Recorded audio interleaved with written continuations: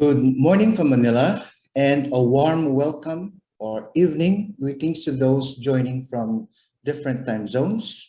Thank you for joining and welcome to the consultation on different financing modalities. This is the 20th and the last set of regional consultations during the phase 2 of the Safeguard Policy and Review Update at ADB. This is Jelson Garcia, your overall moderator.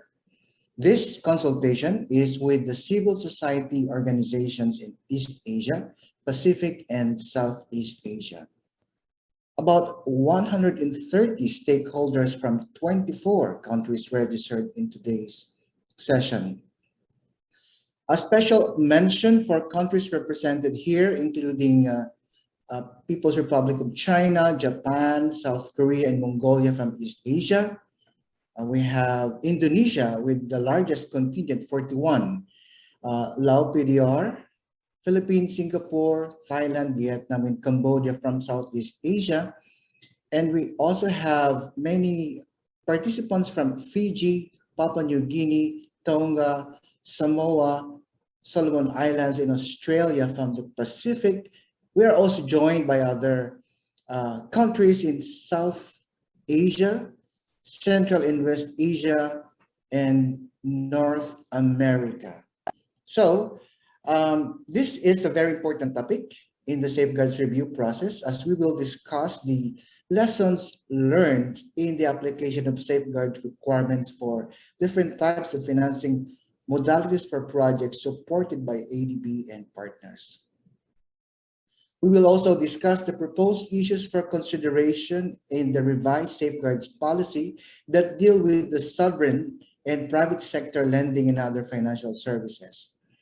Later in this consultation, there will be a huge part, which is the interactive discussion, and we have prepared a few questions to get your inputs. Now, before I call on our speakers, here's a few gentle meeting reminders. Please join from a quiet, distraction-free area. During the Q&A, you may ask questions by typing them in chat box. You will then be asked to unmute and turn on your camera so you can ask your questions live. We ask that you be respectful to everyone. We will also manage time to keep with schedule. If you need support on IT, just type them on chat box. As you are joining by Zoom, here's a few guidance when using important buttons. Simultaneous interpretation is available, so click on the globe icon found on the lower part of your screen and select your preferred language. Press the mute original audio button so you can clearly hear the interpretation. We provide Bahasa Indonesia, Chinese, Khmer, Lao, and Vietnamese interpretations in this consultation. We also ask that you please use your proper name in Zoom for our documentation. To change your name on Zoom, click on the participants button at the bottom of your screen. On the right hand of your screen, look for your name and click the More button on the right side of your name. Click on the Rename button, type in your name and agency, then click OK.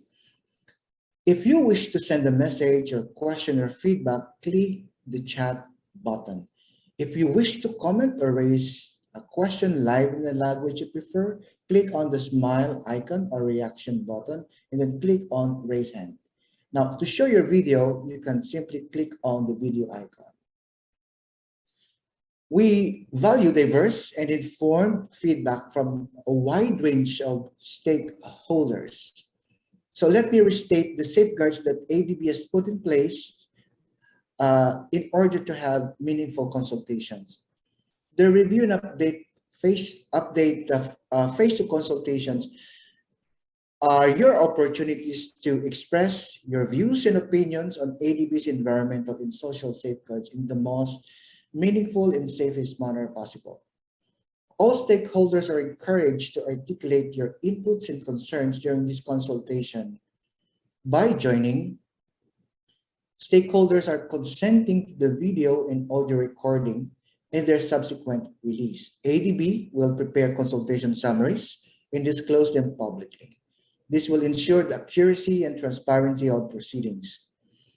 If you wish to exclude yourself from such recordings, you're asked to contact the Safeguard Policy Review and Update Secretariat at safeguardsupdate@adb.org within 2 weeks of this session to share your exceptions and exclusions. The recordings and documentations will allow ADB to review, consider, and respond to any comments and inputs made. Background materials on the thematic areas were released last week in preparation for the consultation and dialogues. All types of feedback are welcome. This will not be used for any purposes of retaliation, abuse, or any other kind of discrimination. If you have any issues or concerns on the disclosure, recording, confidentiality, potential risks, abuse, or any kind of discrimination during the consultations, or wish to exclude yourself from the recording of events and discussions, please contact the Secretariat at safeguardsupdate@adb.org. I just want to note also that we have already reached more than 3,200 participants from all different consultations that we have conducted since November 2021. As you know, we have conducted regional consultations, 20th sets, then deep dive consultation in 10 countries, and we also had completed 8 project affected people's consultation, as well as special sessions with the issue-based organization and focus group discussions with the private sector. So thank you for participating. You are now adding to more than 3,200 participants in our extensive consultation.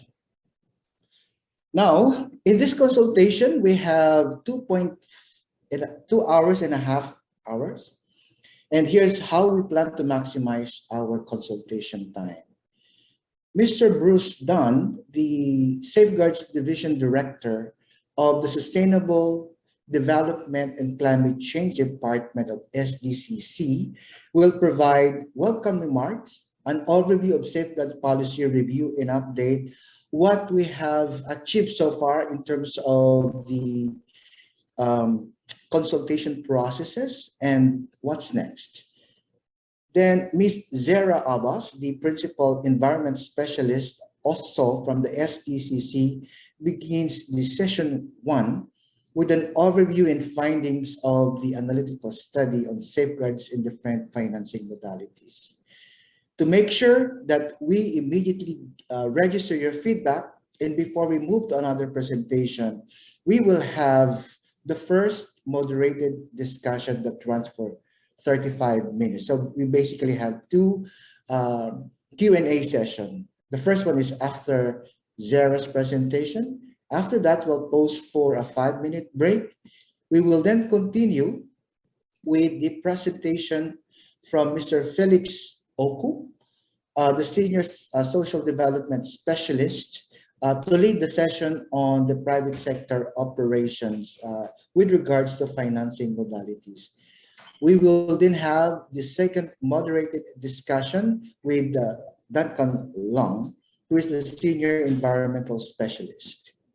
We will then have a very, very quick event evaluation just to gauge your how you found the consultation so that we can improve the consultation process. In the next round of consultation, that's for phase 3, and then we'll have a wrap by Director Bruce Dunn. So without further ado, let's now start the session. I would now call Director Dunn for his welcome remark. Bruce, the floor is yours. Thank you very much, Gelson, and good day, everyone. Welcome to the consultation today on financing modalities for the Safeguard Policy Update. Really pleased to be here with you once again, welcoming colleagues from the civil society community, and today, I think mostly from East Asia, Southeast Asia, and the Pacific. But wherever you're from, very much welcome to join this session, and we're looking forward to hearing your views and recommendations and we're also here to answer any questions that you may have. Now, as many of you know, we've been undertaking this consultation process for well over a year now, and this is the final consultation related to the analytical studies. And it's an important one because it's a very cross-cutting issue. ADB traditionally has worked in more on the project financing side, but increasingly we are seeing engagement with other financial modalities and instruments that ADB has available to us. And it's important that we look at the current suite of instruments that we have and how we apply the safeguards to them. The other thing that I do want to stress, I think most of the work that has gone on to date through the analytical studies and consultations has focused on technical issues and thematic studies, and largely feeding into the development of the environmental and social policy, and particularly the environmental and social standards. The standards would set out a framework for assessing environmental and social risks and managing those in a range of different project types. But we do need to adapt the way safeguards are applied for different financing modalities. And there's a growing suite of those. You've seen us engaged with policy-based lending and also budget support through our counter-cyclical financing facilities. And we've used those also during the COVID-19 pandemic to provide emergency financial assistance to governments. We've also working in the space with financial intermediaries, a very important type of financing that allows us to have greater reach and finance partnership, not only for infrastructure, but also in areas such as small, medium enterprises, but also microfinancing out to communities. We've had some very interesting projects working to provide financing down to women's small business initiatives. So very important modality, but of course it is implemented slightly at arm's reach from the ADB. So we need to look at how we ensure the safeguards under those conditions.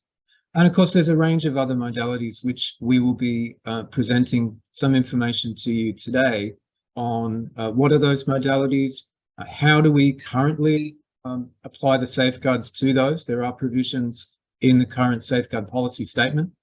And then we'll be talking about some of the issues that have been raised, some of the challenges that we've faced in implementing those modalities, and some of the areas that we're thinking about. And I know that you joining here today will also have questions and recommendations related to those modalities. And that's why we're here, is to be able to listen to those views and then to be able to take that into consideration as we work on the drafting of the policy.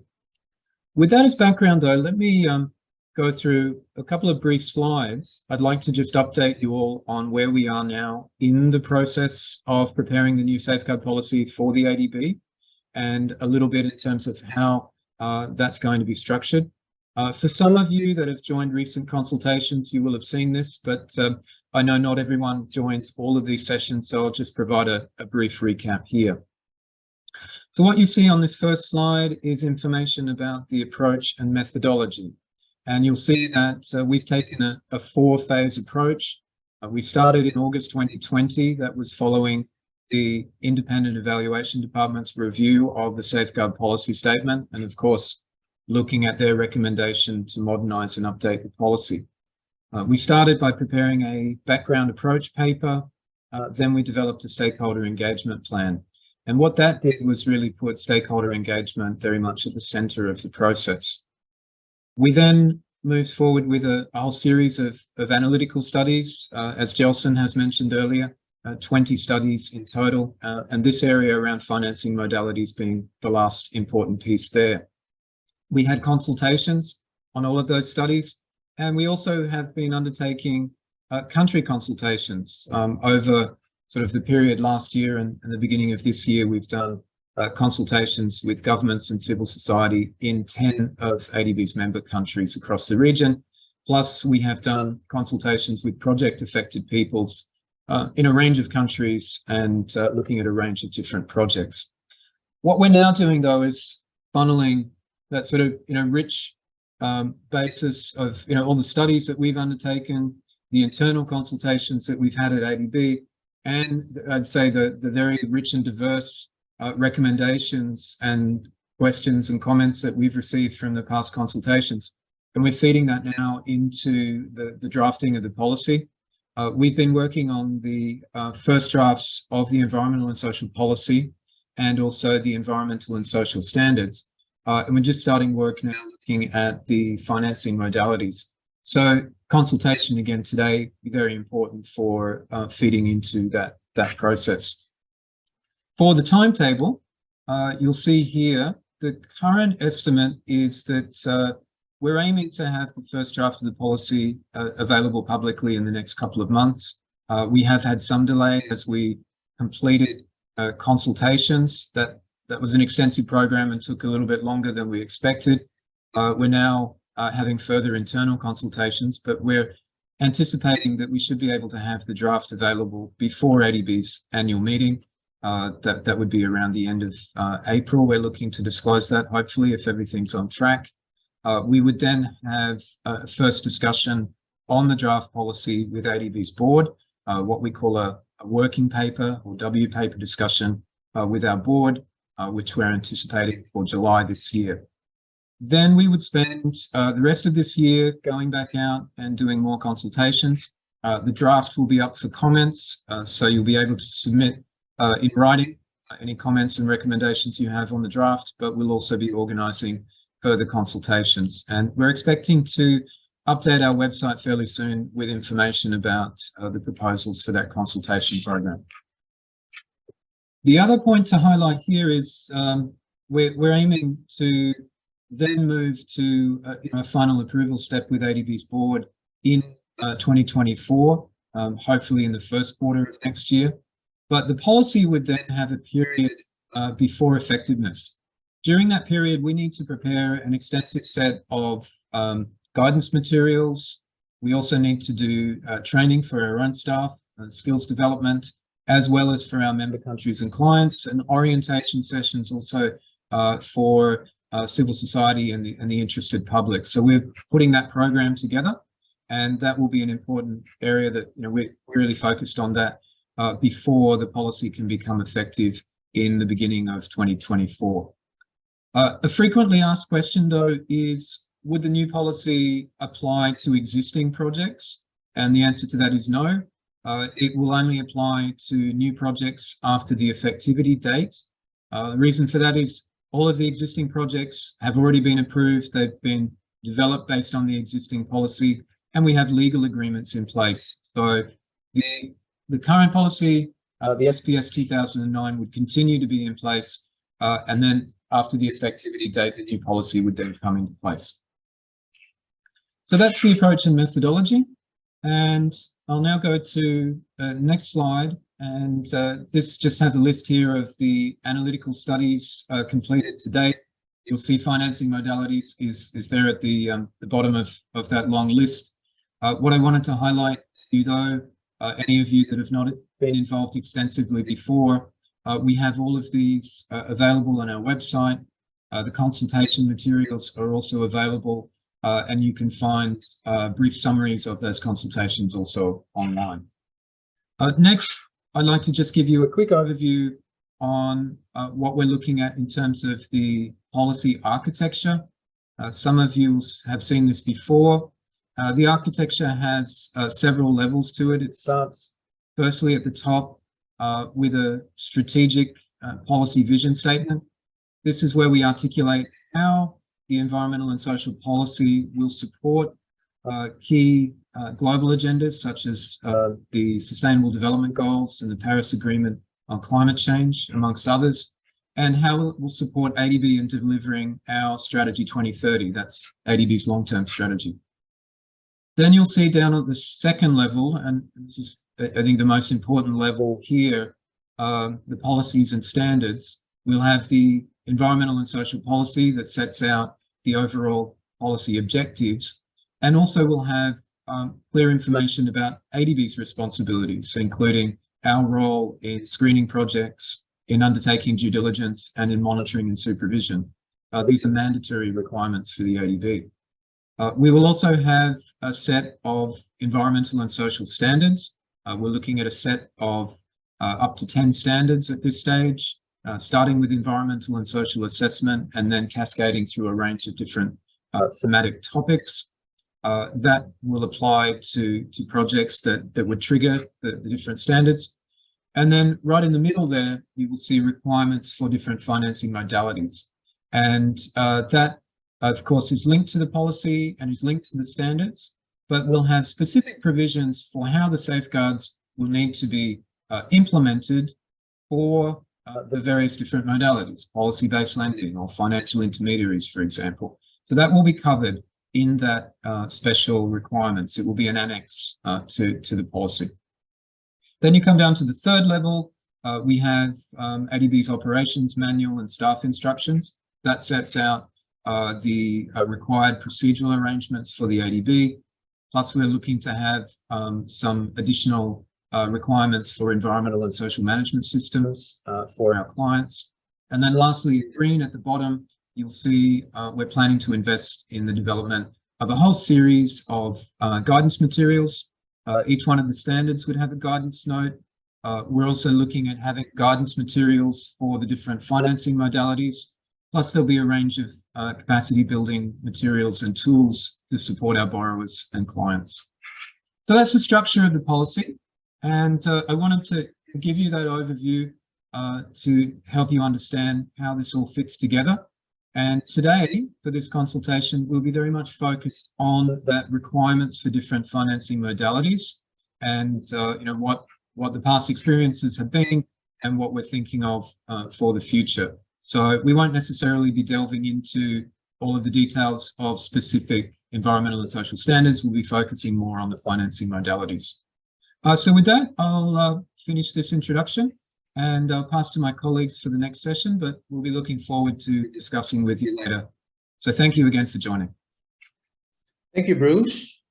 So to provide a background that will inform our consultation, may I now call on Ms. Zara Abbas, the Principal Environment Specialist of the SDCC, to provide an overview and findings of the analytical study on safeguards and different financing modalities. Over to you, Zara. Thank you, Justin, and thank you, Bruce. Good morning, good day, everyone. So today I'll briefly walk you through the presentation, which is essentially in two parts. I'll be presenting the findings of a study that was undertaken on the different the financing modalities and implementation of safeguards across these. And I'll be starting with some of the common modalities used mostly by our sovereign clients. And then my colleague Felix will present the other modalities, which are mostly used by private sector clients. Can I have the next slide, please? So the study was actually based on a desk review of the different financing modalities. And in addition to that, ADB's independent evaluation department has also undertaken some evaluation studies of some modalities, not all modalities, but wherever these were available, we reviewed those. And we've also, to some extent, done some benchmarking with other comparator MFIs who have similar financing modalities. And then on top of this, we also wanted to see what has been ADB's own implementation experience with implementing safeguards across different modalities. And this has all been used and to identify what could be or needs to be considered in the new safeguards policy. Next slide, please. So, in addition to the project loan, which you are probably most familiar with, ADB has a number of other financing modalities and financial instruments for its developing member countries, and these include program loans or policy loans, sector loans, the multi-tranche financing facilities, emergency loans, and other instruments such as financial intermediary and support and corporate finance, general corporate or corporate finance support. So for these, the present policy, the SPS, has a section which is called Safeguards Requirements 4, and that provides the special requirements for implementing safeguards across these different modalities. That's just to give you a little bit of background. Now I'll go into the different modalities. Can I have the next slide, please? So this slide is a bit detailed, and it first gives a bit of a description of the modality, and all the next slides are around the same pattern. And it also talks about what are the current safeguards requirements. So this box on the left-hand corner are the safeguards requirements that are currently in place. And then on the right-hand side, we have the issues for consideration. So I will not go into the details, but I'll just give an overview of the modality and what we think should be the areas we need to consider. So the sector loan is a modality which is applicable when ADB supports the development of a sector through financing financing different projects across a wider sector. And this could be where a sector has a number of projects over a small geographical area or spread across an entire province or a country or a district. And but the details of the sub-projects, the exact locations and the details are not known. So that is a sector loan, and that is in that case, sample projects are selected, and the safeguards due diligence for those samples are undertaken, and then a framework is prepared, which is prepared and then used by the borrower to do the safeguards work when the future projects come around. So through this study, we found that there are some issues that could be considered in the new policy. So the sector modality will remain as a modality used by ADB, but how should we look at safeguards in the new policy is what we're trying to assess here. So since sector loans have multiple sub-projects, and as I said, spread across a large area, we can utilize the risk assessment approach, which we will now have under the new policy. If you may recall from the earlier sessions that we had with our stakeholders, we'd explained that now under the new policy, we're going to be following a risk-based approach. And the risk of a project, before it's considered, needs to be assessed. And based on that risk, we undertake assessments of the environmental and social impacts. So for a sector loan, the risk classification process will be very important, and that can be made to focus on broader safeguards implications within that sector, not just the project that you're assessing at that time, not just the sample project. So at the scoping stage, this can provide better guidance to our borrowers on how to undertake the assessment of the impacts and how to select the correct tool for assessing impacts. Like, should we undertake a detailed EIA with lots of, or should we undertake more detailed cumulative assessments, or should there be a strategic environmental assessment? So the tool selection can be done based on the risk. So that is a useful feature of this new policy, and we would be looking at how to incorporate that. Also, the longer time commitment that we have with the sector loan can be used to build capacity across that sector. So next slide, please. Another modality that has been used quite a lot over the past 10 years of the safeguards of the SPS implementation is the multi-tranche financing facility. This is similar to a sector loan because this is also long-term. It has a fixed period of 10 years. And in this case, it doesn't mean that you have just work across one sector. There can be multiple sub-projects from different sectors or different types of sub-projects, but they all are already explained, are already identified. So we don't have any ambiguity about what they are. So, so in this case, the safeguards assessment is undertaken for each tranche of financing, and there are tranches of financing for the NFF. So the first tranche, as and when the tranche goes along, we undertake assessments, And a framework is produced at the beginning to provide guidance to the borrower on what to do for the next tranches after the first tranche. So here also we saw that the longer time commitment of the MFF provides an incentive to address safeguards, issues, and risks for strengthening the capacity of the borrower throughout the long implementation period of the facility. And it also provides an opportunity which should be used to resolve complex social and environmental issues, because if something is identified in the first tranche, you have the time over the next tranches to address that in a comprehensive manner. And it also, again, the safeguards classification, which will now be a risk-based classification, needs to consider the scale of the entire loan, not just of each tranche. So that needs to be incorporated into the new policy, so that it's also possible then to identify the correct safeguards assessment tool at the scoping stage. And similar to the sector loan, the longer time period gives us the opportunity to have a comprehensive capacity building program for the borrower to improve future implementation, and the lessons of the previous tranches need to be incorporated into the subsequent tranches for safeguards purposes, implementation and outcomes. Next slide, please. So these two were quite similar, so the conclusions are also in a way similar. Then another modality that we have is the policy-based lending.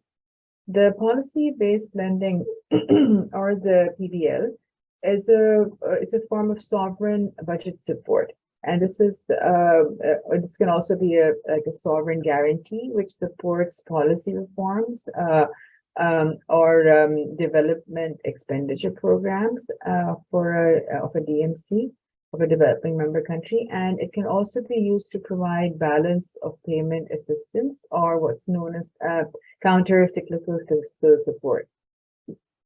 So some of the issues that can be considered in the new policy, under this new revised policy, is that, again, the risk classification process should identify the likely environmental and social risks at the level of that policy change. So what's undertaken in a policy loan is that the policy matrix is proposed, which we for the safeguards requirements are that the policy actions need to be looked at carefully for what could be the environmental and social implications of those in the future. So under the new policy, there wasn't sufficient guidance on how to undertake that. So now what we are proposing is that specific criteria can be developed to help identify high-level and contextual risks that could affect the risk classification at the level of the investment. And also, if appropriate risk classification can be undertaken, then accurate screening for environmental and social impacts would be possible. And then also the appropriate assessment tool can be identified. So basically for this one, we need more guidance and some indicators. We're going to look at the emergency assistance loan. So an emergency assistance loan is used for providing support in the case of emergencies. These can be disasters, these can be financial emergencies, and these include either early recovery activities for infrastructure, or critical infrastructure that's needed on an urgent basis, or it's or basically to restore economic or social or governance activities after such a disaster. So in this case, since there's an urgency with regards to time, this modality has the flexibility of preparing the safeguards detailed documents after the loan has been approved, but before the construction starts. So at the time of approval, frameworks are required. And then later on, when the activity takes place, before that, the detailed due diligence needs to be undertaken. So what we've seen in this case is that monitoring of these is very important, and there needs there need to be more need to have better provisions to help achieve compliance with this and to strengthen the supervision and monitoring part. So because we don't want that in the case of an emergency, the safeguards requirements are in any way compromised. So we need better direction here for this particular modality. Next slide, please. So this is the results-based lending, and this is fairly new. In 2019, the detailed policy, the new policy for the results-based lending, or RBL, was approved after a 6-year pilot period. So in that pilot period, findings were used to fine-tune what the safeguards, what the RBL policy should be. So in this case, this is more of a results oriented program. And what is done is that if there is any program that a government has or a department has, then the RBL can finance a share of that program. And it's actually used to basically monitor the outcomes, like not just the financing. That doesn't mean that you just release financing if it's constructed, but the thing is that if the activities is achieving the outcomes that were expected. So this can be at the level of a national program, it can be a sub-national program, but it has to be part of a program. So, and the disbursement of funds is done once the results are achieved.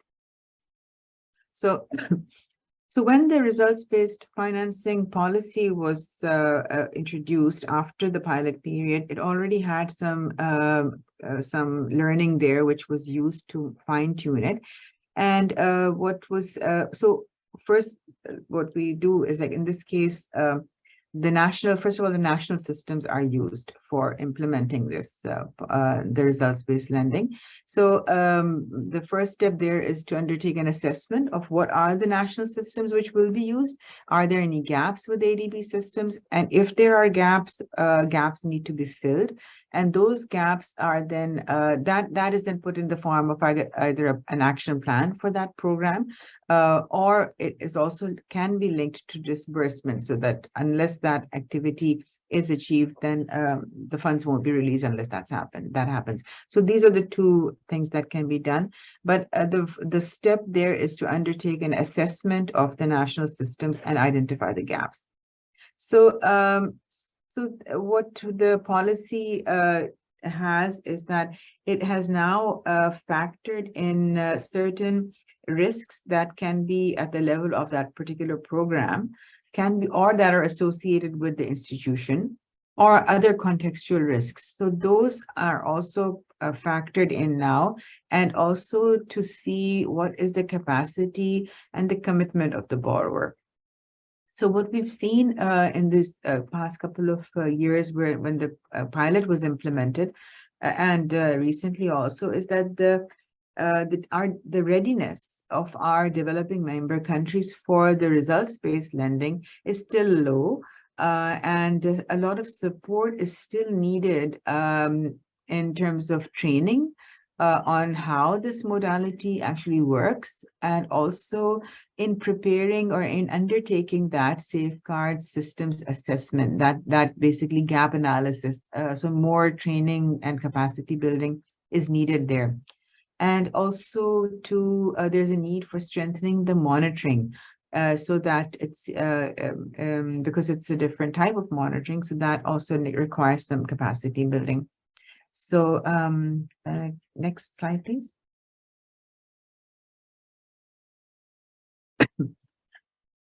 Then we have technical assistances and also new modalities that are called project preparation modalities. These are loans. Technical assistances are generally either for building knowledge or for helping the borrower in preparing projects like feasibility studies and all. And these are now known as TRTAs. And in the past, you may have heard of them. They were called PPTAs, Project Preparatory Technical Assistances. So these are generally not classified or not categorized because they don't involve any physical infrastructure construction. So unless there are any impacts of undertaking that technical assistance, like if it has a pilot project associated with it, or if there's any construction involved to see if there is like if there's going to be some new knowledge that's going to be transferred, some new type of technology that's going to be used. And if a pilot is needed for that, then in that case, a classification is done, and then it's called a complex TA. So, and for the new modalities, which are called project readiness facility or small expenditure financing facility. So these also currently do not require safeguards. They don't have any safeguards requirements because these are also studies. These are now in the case of a project that's going to be done, and but depending on the category of that project, like if the project that is going to be undertaken is, for instance, category A, then that means that the project facility will prepare a detailed EIA for that project. So the work that's done under that facility is to prepare the documentation and not implement that. So that's why at this point, the project readiness facility or the technical assistance do not require classification unless and until there is some pilot activity involved. So I hope this is sort of, if there are any questions, please, we can raise them in the following session. So thanks a lot. I'll hand it over back to Jilson now. Thank you. Thank you, Zara, and apologies first to our participants who may have heard a whistle for about 2 minutes during your presentation, but that's long gone. All right, so thank you again for walking us through the different financing modalities, including the sector loans, multi-trans financing facilities, policy-based lending, emergency assistance loan, results-based lending, and technical assistance. It may be mouthful to some and might also be new to others and may still be observing as we go farther in this consultation. But I hope that the way you describe them, the safeguards that are required under the current safeguard policy, and the issues that are being considered for the new policy, in where we would like to hear feedback from our consultation participants, would hopefully provide greater clarity to inform our moderated discussion, which is the next part. So I'd like to call now Duncan Lang, the Senior Environment Specialist of the SDCC, to moderate and start eliciting your feedback on Zara's presentation. So over to you, Duncan. Thank you, Jilson, and thank you, Zara and Bruce, for the earlier presentations. I think that framed the conversation very well. I appreciate there's a lot of information to digest there for some of you who may not be so familiar with these different financial modalities that ADB does have. So I do recommend anybody who wants a deeper dive into it to download the study we have, and you can always write to us and provide feedback via email, and there's information in the chat of how you can do that. So today's session, this is the first part of the moderated discussion. I'm here to moderate, and I would welcome anybody to come in. There are a number of ways you can do that. If you're feeling like you would prefer to write in your own language, there is the function to do that, and we can interpret the question, and I can read it back to the presenters and get you an answer. You can also raise your hand and come in for feedback as well, and directly ask the question yourself. That is very much, happy to support that. We also have a few questions that we've had ahead of time that we will answer as well. So there's different ways you can do it, but we would definitely welcome your feedback. This is a great opportunity to ask specifically about these financial modalities and how they, we implement them, and how we're looking to implement the new safeguard policy using these different modalities. So with that, I would like to open the floor. If anybody would like to put their hand up, I can then welcome you in. to provide feedback. If not, I am happy to take on questions, and we can do it that way. I see we do have one question in the chat. Ryan Hassan from NGO Forum, you're first off the bat. So Ryan, maybe I can turn over to you first, since you've got your hand up. Over to you, Ryan. Thank you.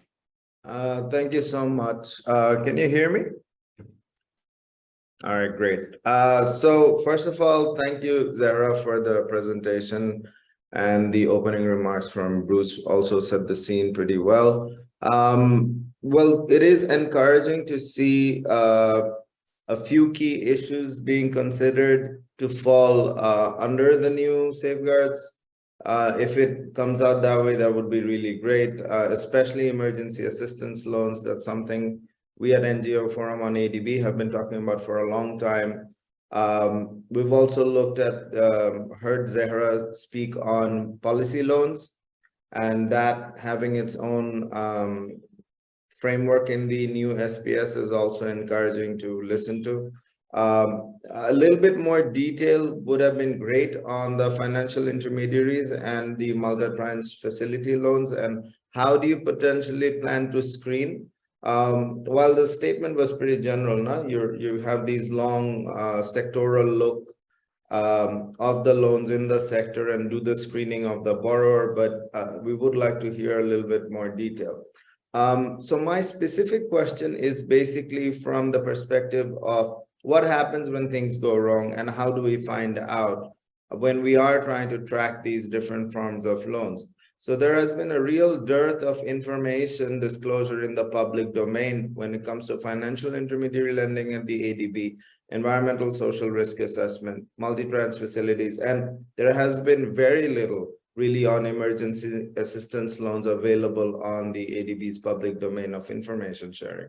Now, until the information is up and early available on the environmental social risk categorization, what tools are going to be used, and did the potential borrower follow those particular rules, does the new policy provision have that intention of having a very, very clear information disclosure criteria to these new forms of modalities? Because if it's not there, then we'll be ending up with the same problem, that the projects will move faster than the safeguards policy framework itself, and it's very difficult to retrace them back into compliance. So that's basically a very general question, but we would like to see it as a specific requirement, information disclosure on the different modalities. And how do you plan to think about that would be really interesting to hear.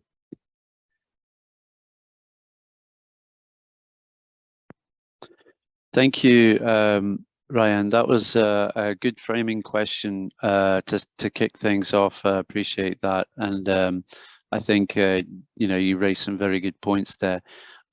So if I can start off with just to summarize, so overall you were encouraged that we were looking at the how we're looking at things, but I think you were particularly focusing on your main question here about what happens if things go wrong, and how we are going to disclose information on that. So maybe, Bruce, if I can start with you, and then we can go on to other colleagues who can jump in on FI and also on stakeholder engagement and other things. So over to you, Bruce. Thank you.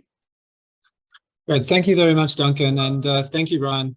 Good to see you, and appreciate you and the NGO Forum joining these sessions. So yeah, great points to start off. Firstly, I appreciate some of the encouraging words in recognition of the issues that we are looking at. Also recognizing that some of the details are not necessarily in the presentations, but we'll try and address that as we go along. I do want to note, though, at the outset, my colleague Felix Olku, after we have this first round of discussion, he'll have a follow-up presentation which will go into more details on financial intermediaries and corporate finance space. So we can start to talk about some of these issues now, but we'll pick it up again after Felix's presentation. I think the key issue that you've raised, Ryan, quite rightly, is around the information disclosure related to the different modalities. And this has been an issue, actually, that we've been discussing and debating internally as well, looking at what's an appropriate framework, what are the lessons, and how might that be strengthened. There are a few places where this will be looked at, actually, clearly within the policy framework. So starting with the environmental and social policy. So the environmental and social policy is where we look at the ADB responsibilities, our due diligence, and also our responsibilities for monitoring, for disclosure. And this would also have some relationships with ADB factors to information policy. So there we do need to have, some clear requirements, which would be customized depending on the risk of a project. And we are looking now to revise the risk assessment framework, as Zara has mentioned. The proposal at the moment is to change slightly from the A, B, C modality that we have at the moment, A being projects with potential for significant adverse impacts and risks, B being non-significant but still having impacts, and then C being minimal or no. We're looking to have a new framework that would break it into high, substantial, moderate, and low. And what that does is basically breaks up the category B, so we can look at the Bs that might potentially have more leaning towards significant risks, and also the ones that are really pretty minimal that you should be able to deal with in a more streamlined way. So we're looking to really enhance that risk screening approach. Why that's important is it sets us up to have clearer understanding of what the risks are, so that we can allocate resources, including for project support and preparation, but also for monitoring and supervision, and link that to monitoring requirements. So that's the first piece that goes into the policy framework and ADB responsibilities. Then within the standard, the environmental and social standards, we'll have a new standard 9, and that standard 9 will be on stakeholder engagement, information disclosure, and grievance redress mechanisms. And within that standard, we'll be setting out further information around how should you undertake stakeholder engagement planning, tailoring that to the needs of different affected people, and then also in the information disclosure piece, you'll have information there. And then lastly, the third piece is in this topic around financing modalities. So, what type of documents do we prepare for the different financing modalities? For example, policy matrices for the policy-based lending, the multi-tranche financing facilities. You might use frameworks for the program, but would still have detailed environmental and social assessments for sub-projects. Financial intermediaries, the disclosure requirements. Typically, we've got portfolio level reporting on the suite of financing and how that's being implemented by the particular financial institution that's receiving funding from ADB. But also, it very much links to the risk assessment framework that I was just explaining. So depending on their portfolio, if they have high-risk projects, moderate and low-risk projects, then the disclosure requirements would be different. For example, if under the current framework we have category A, or high-risk projects, then we expect everything to be disclosed in the same way that we would for individual sub-projects. So we're applying environmental impact assessments need to be prepared. They need to be fully disclosed 120 days before the transaction's approved. So we're looking at similar arrangements, but also seeing how we can modify that and enhance it in the new framework. So that's sort of a broad answer, Ryan. Maybe during the consultation and perhaps after Felix has presented more on financial intermediaries, we can come a little bit more on the details. But I just wanted to give everyone that sort of broad framework in terms of how the policy structure will look at the disclosure and the monitoring. So let me stop there for a first round, and we can pass back and then follow up later. Thank you. Thanks, Bruce.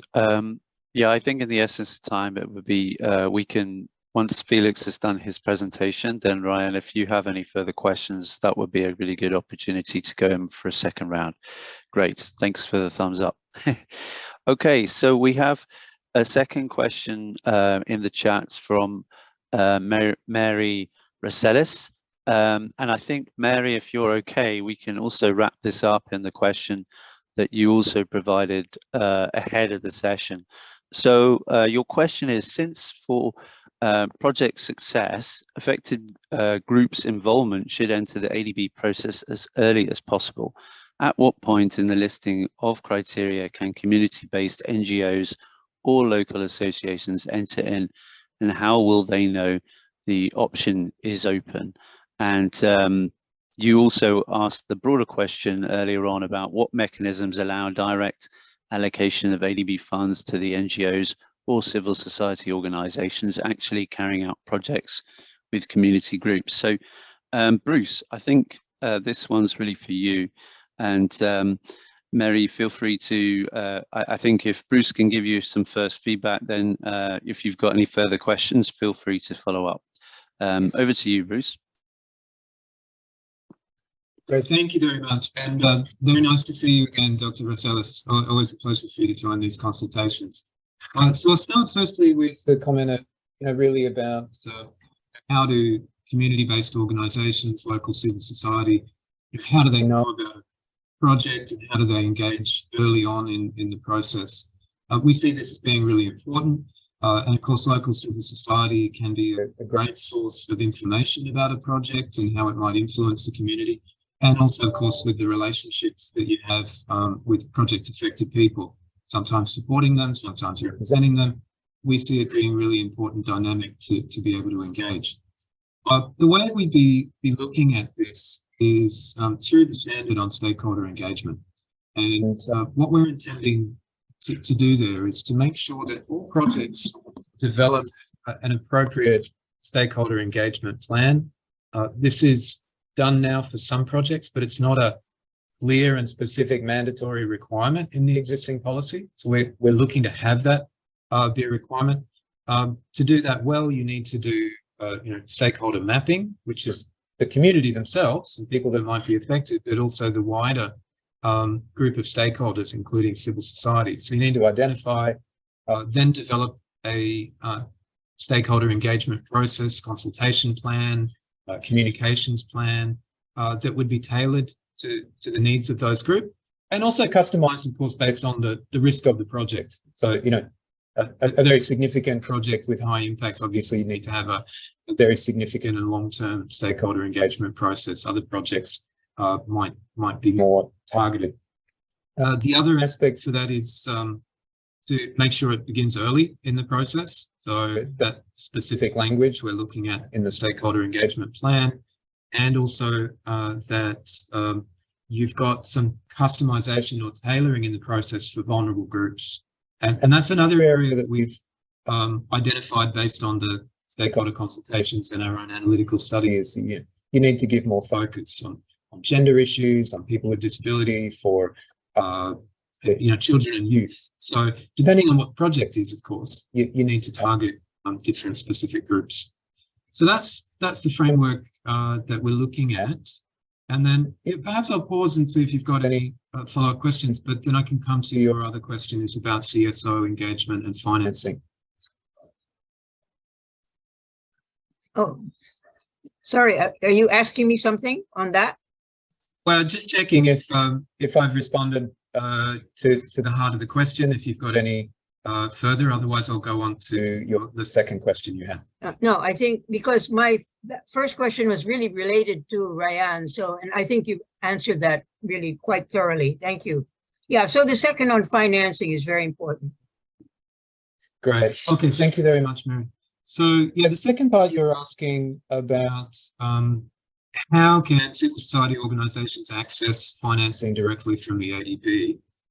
Now, asking this question, the timing is actually very good because this week we actually have seminars targeting civil society organizations to provide more information about how you can do that, how you can partner with ADB and how you can access financing. So I'll drop a link to that in the chat. in a moment, so that's available to everyone. But in a nutshell, there are a range of actually modalities, starting from longer-term partnerships that we can develop with civil society, what we call knowledge partnership agreements, where we can agree on collaboration on particular knowledge areas and then channel financing. We can also have partnerships through technical assistance, where we may engage civil society directly as partners, or civil society might also put in a proposal or aspects of a project or a technical assistance which might be available. So there's a range of modalities, but actually the NGO and Civil Society Centre are currently in the process of seeing how we can make that more flexible. And the head of the NGO Centre, Heidi Dupuy, will be presenting on some of this in these briefing sessions. And I think they'll also be available online. If you can't attend in person, there'll be recordings. So we'll drop that in the chat for you. Thank you.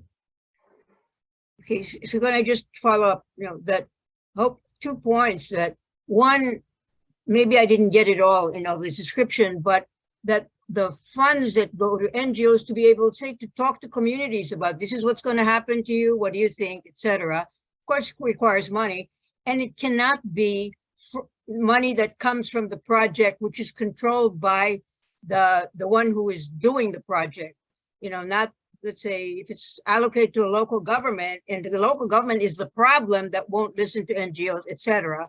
It's important to have a specific independent kind of evaluation fund that NGOs or other groups who are doing that can allocate without being pressured by those who are promoting the project to make it fit their way and to stop saying questionable things. So that's kind of the basic I think we're looking for. And second, since you said there are several modalities, do you already have, say, one document addressed exactly to the CBOs, local associations, as to, in this kind of project, this is where you can get this kind of funding, which is independent, so you can really be a fair assessor? Yeah, that's it. Great. Thanks, Mary. Thank you. That was clear. I apologize also, Duncan's let me know that my audio might be a little bit patchy, so I'm sorry if you were missing part of it. So yeah, good points.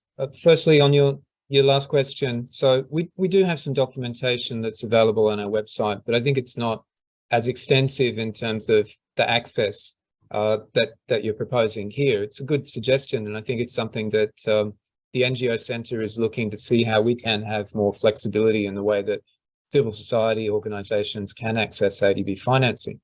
At the moment, it's largely managed through projects. So, for example, our safeguard sets a requirement that the borrower or the client would need to undertake the stakeholder engagement process. ADB might support that, but it's a responsibility that they have to undertake it. And I think then, what you're rightly saying is then, if they're not open to civil society engagement and perhaps not leading that appropriately, what are the entry points? Now, I think there could be opportunities for civil society to support in and sometimes we do this, particularly around gender issues or difficult to reach communities or Indigenous peoples. ADB can provide support to civil society to engage a CSO to then work with those communities. But in terms of a dedicated financing modality for that, there isn't one at the moment, but I know it's something that Heidi and the team in the NGO Centre is open to exploring. So maybe we can pick that up again in the those discussions with the NGO Centre. But I recognise the point. Maybe the other thing to just mention quickly here, and Zara has touched on this in her presentation, with the revisions we're looking to make to the risk screening process, we're also proposing to have a contextual risk analysis. And what that would do would be, okay, you've got a certain amount of environmental and social impacts that you can expect from a project, depending on what it is and who are the people that it's impacting. But, the context matters. Is it in a small island developing state, a remote area? Is it in an area that's affected by conflict? are there conditions that are suitable for ensuring meaningful consultation with affected communities without, risks of coercion or retaliation?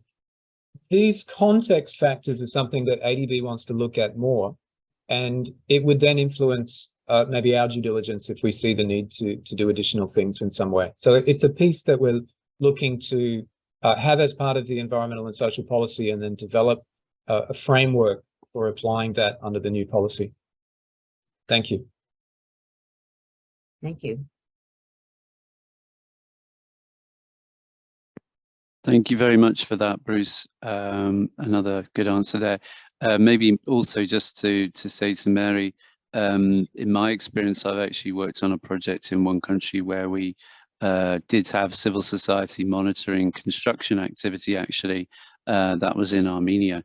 So it does happen, but I think the key point you're making is it's not regular, and there's no obvious mechanism for it happening on a regular basis. So that's something I think that with the new policy we should really look to do, because it was quite successful in that project.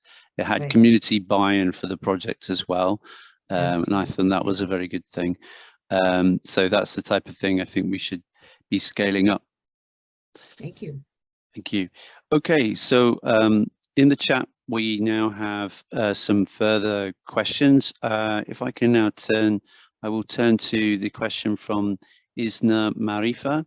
So this one relates to RBL. So the experience with RBL shows that the verification process for safeguards is quite challenging.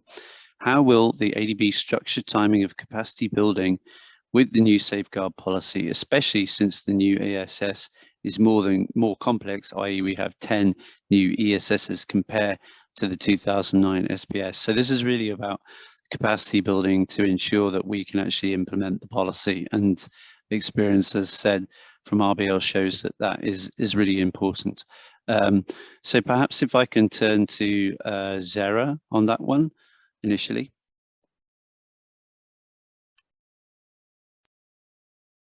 Hi, Duncan. Yes, let me just look at that. This question is for the one from, sorry, I'm just reading it right now. Could you just repeat that in a nutshell, please? Sure. It's basically that for RBLs, the verification process for safeguards is challenging. So in the context of the new SPS, we're going to have 10 ESSs. So how are we going to ensure that we build capacity to meet the new safeguard requirements? Thanks. Okay, thank you. So yes, Isna. So the RBL modality is requires or utilizes country systems, and it is basically country systems are used for undertaking safeguards assessments. But in order to, before we can use those, as I was just mentioning in my presentation, that an assessment of the national systems is undertaken against ADB's safeguard systems or requirements.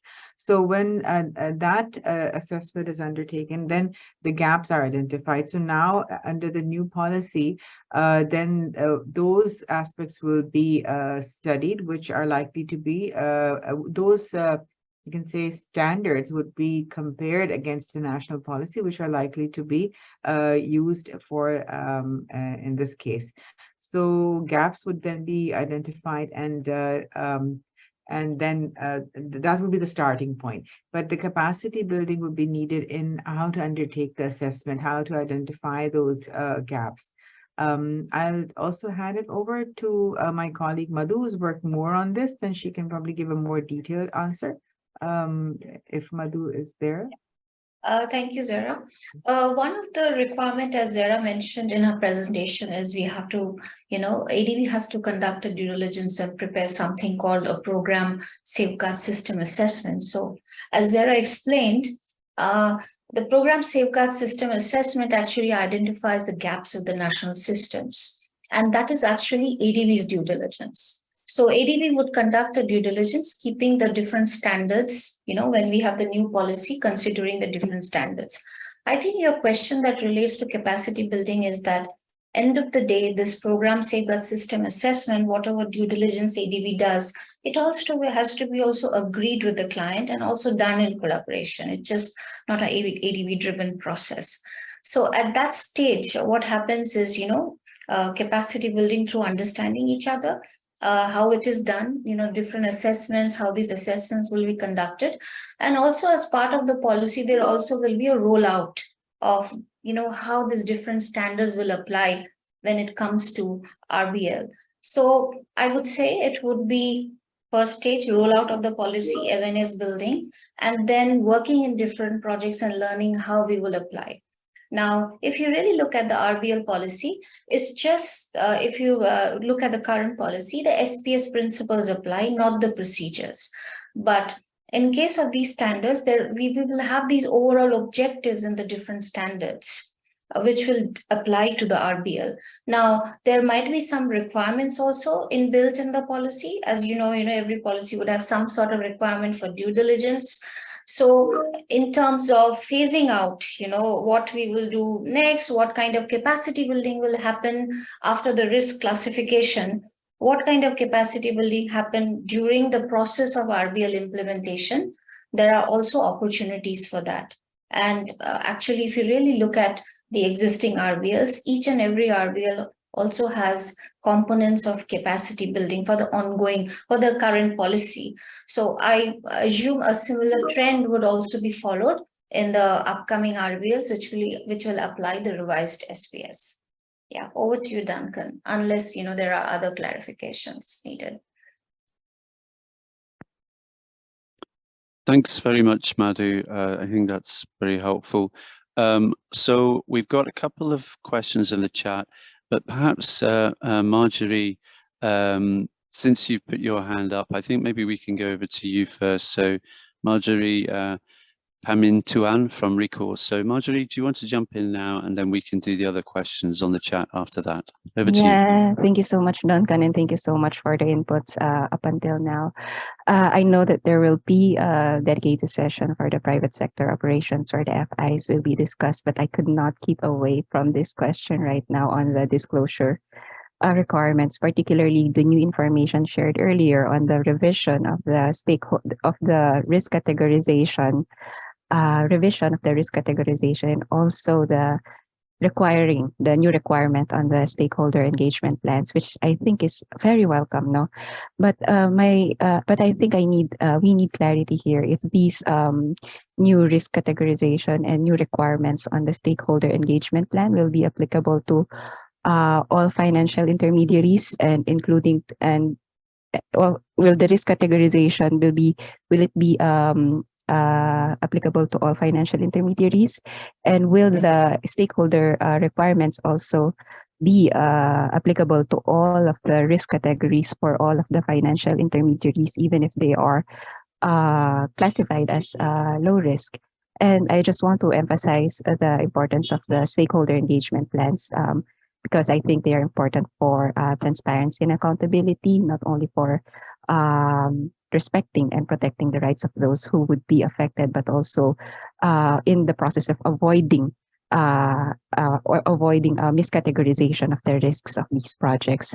So that's number one, the applicability of the risk categorization. Sorry, I have another question still on the financial intermediaries, because when we were reading the report of the IED, and it said there that there's a big implementation gap, that the projects implemented through financial intermediaries have remained the weakest performance on safeguards. And I think that this is bothering, and considering that there will be a new risk categorization and new requirements in the ESMS, how will the ADB address this implementation gap? Like, for the example, the IFC has an interpretation note, and it clarifies how the financial intermediaries work in practice on the ground.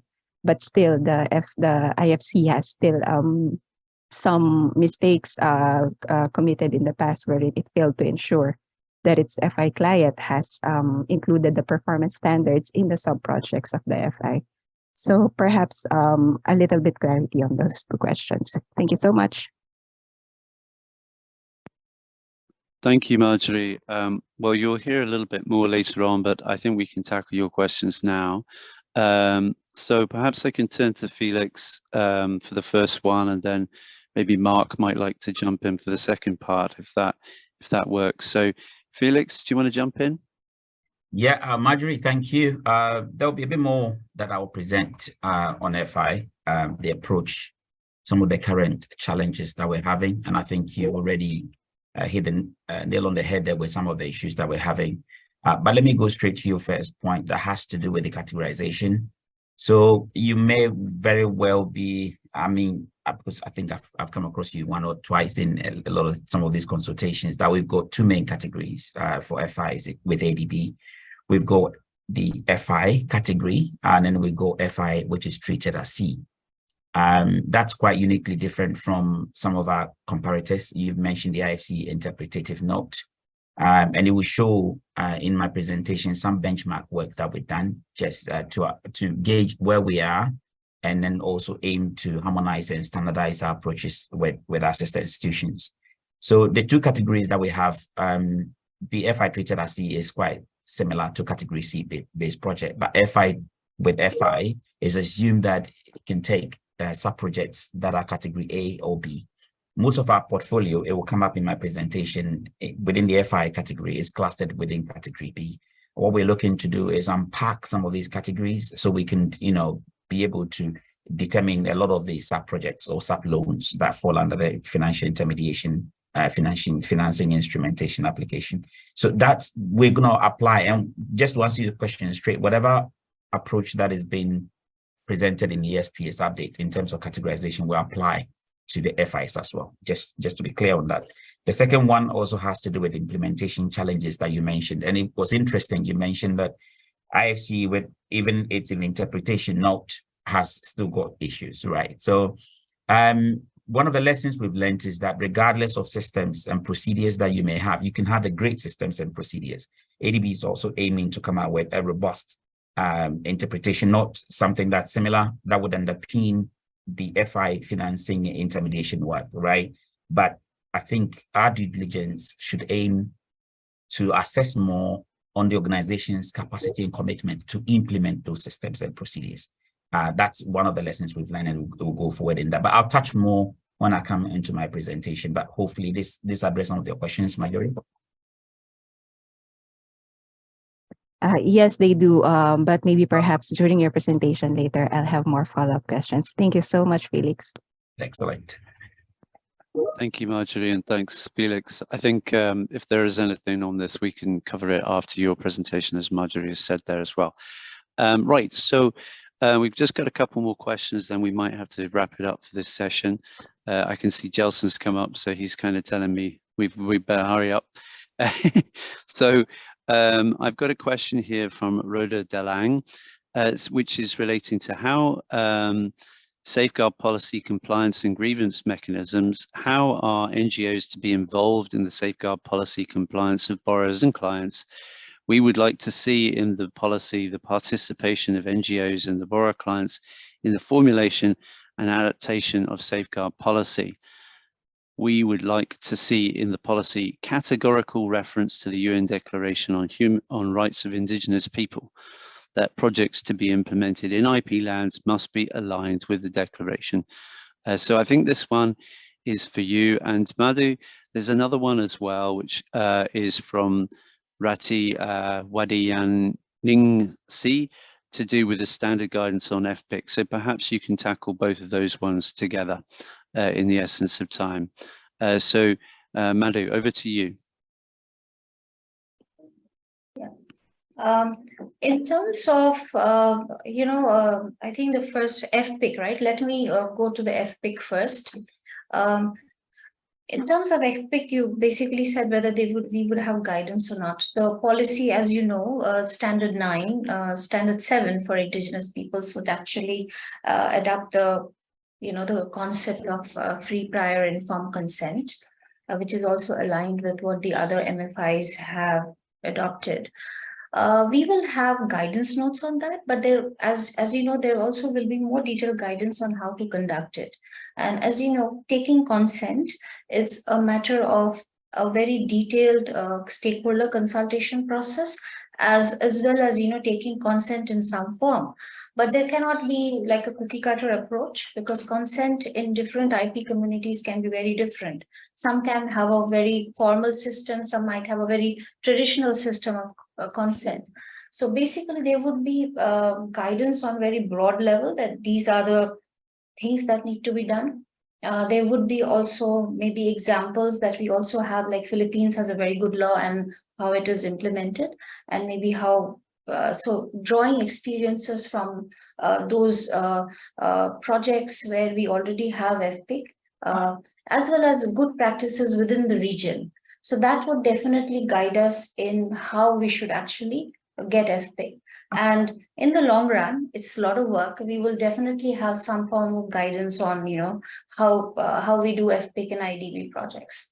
Now, these things, as you know, guidance can only give you broad ideas that this is how you should do, to tell you the methodology, the process.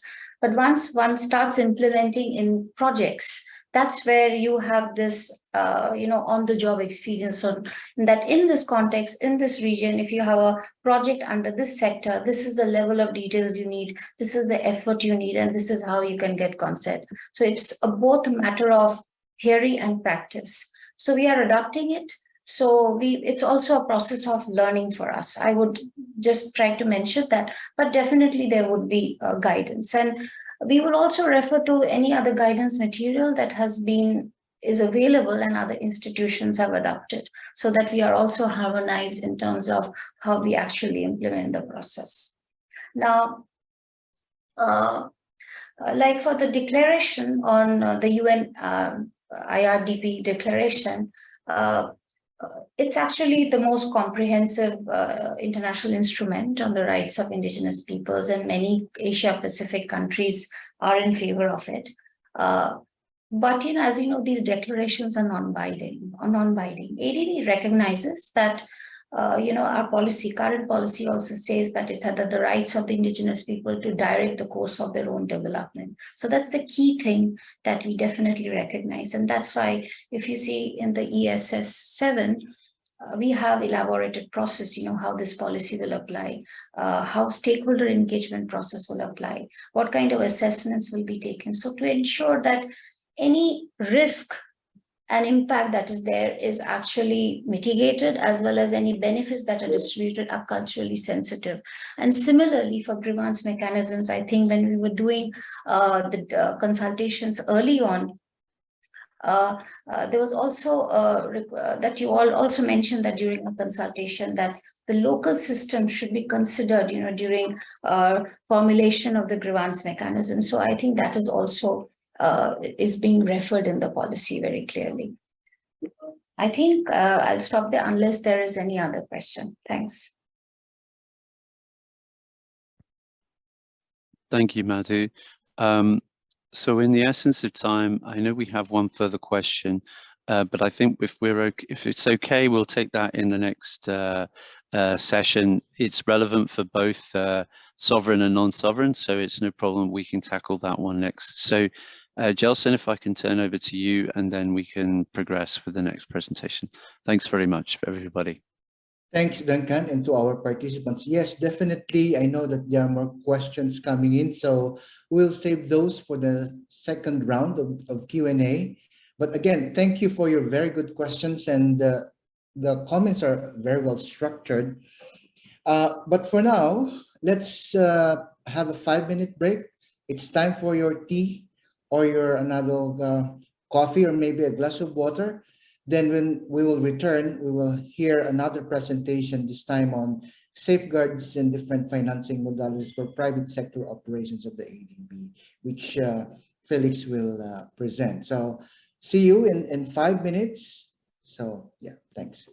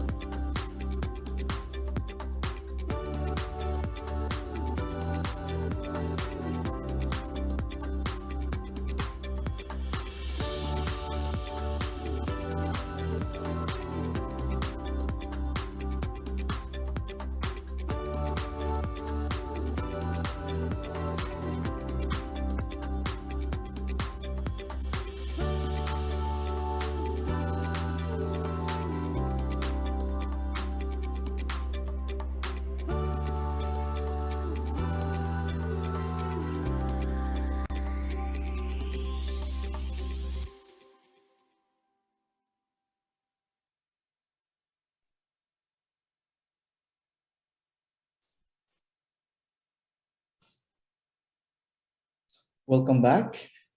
We will continue our consultation with the second session following the earlier presentation from Zara.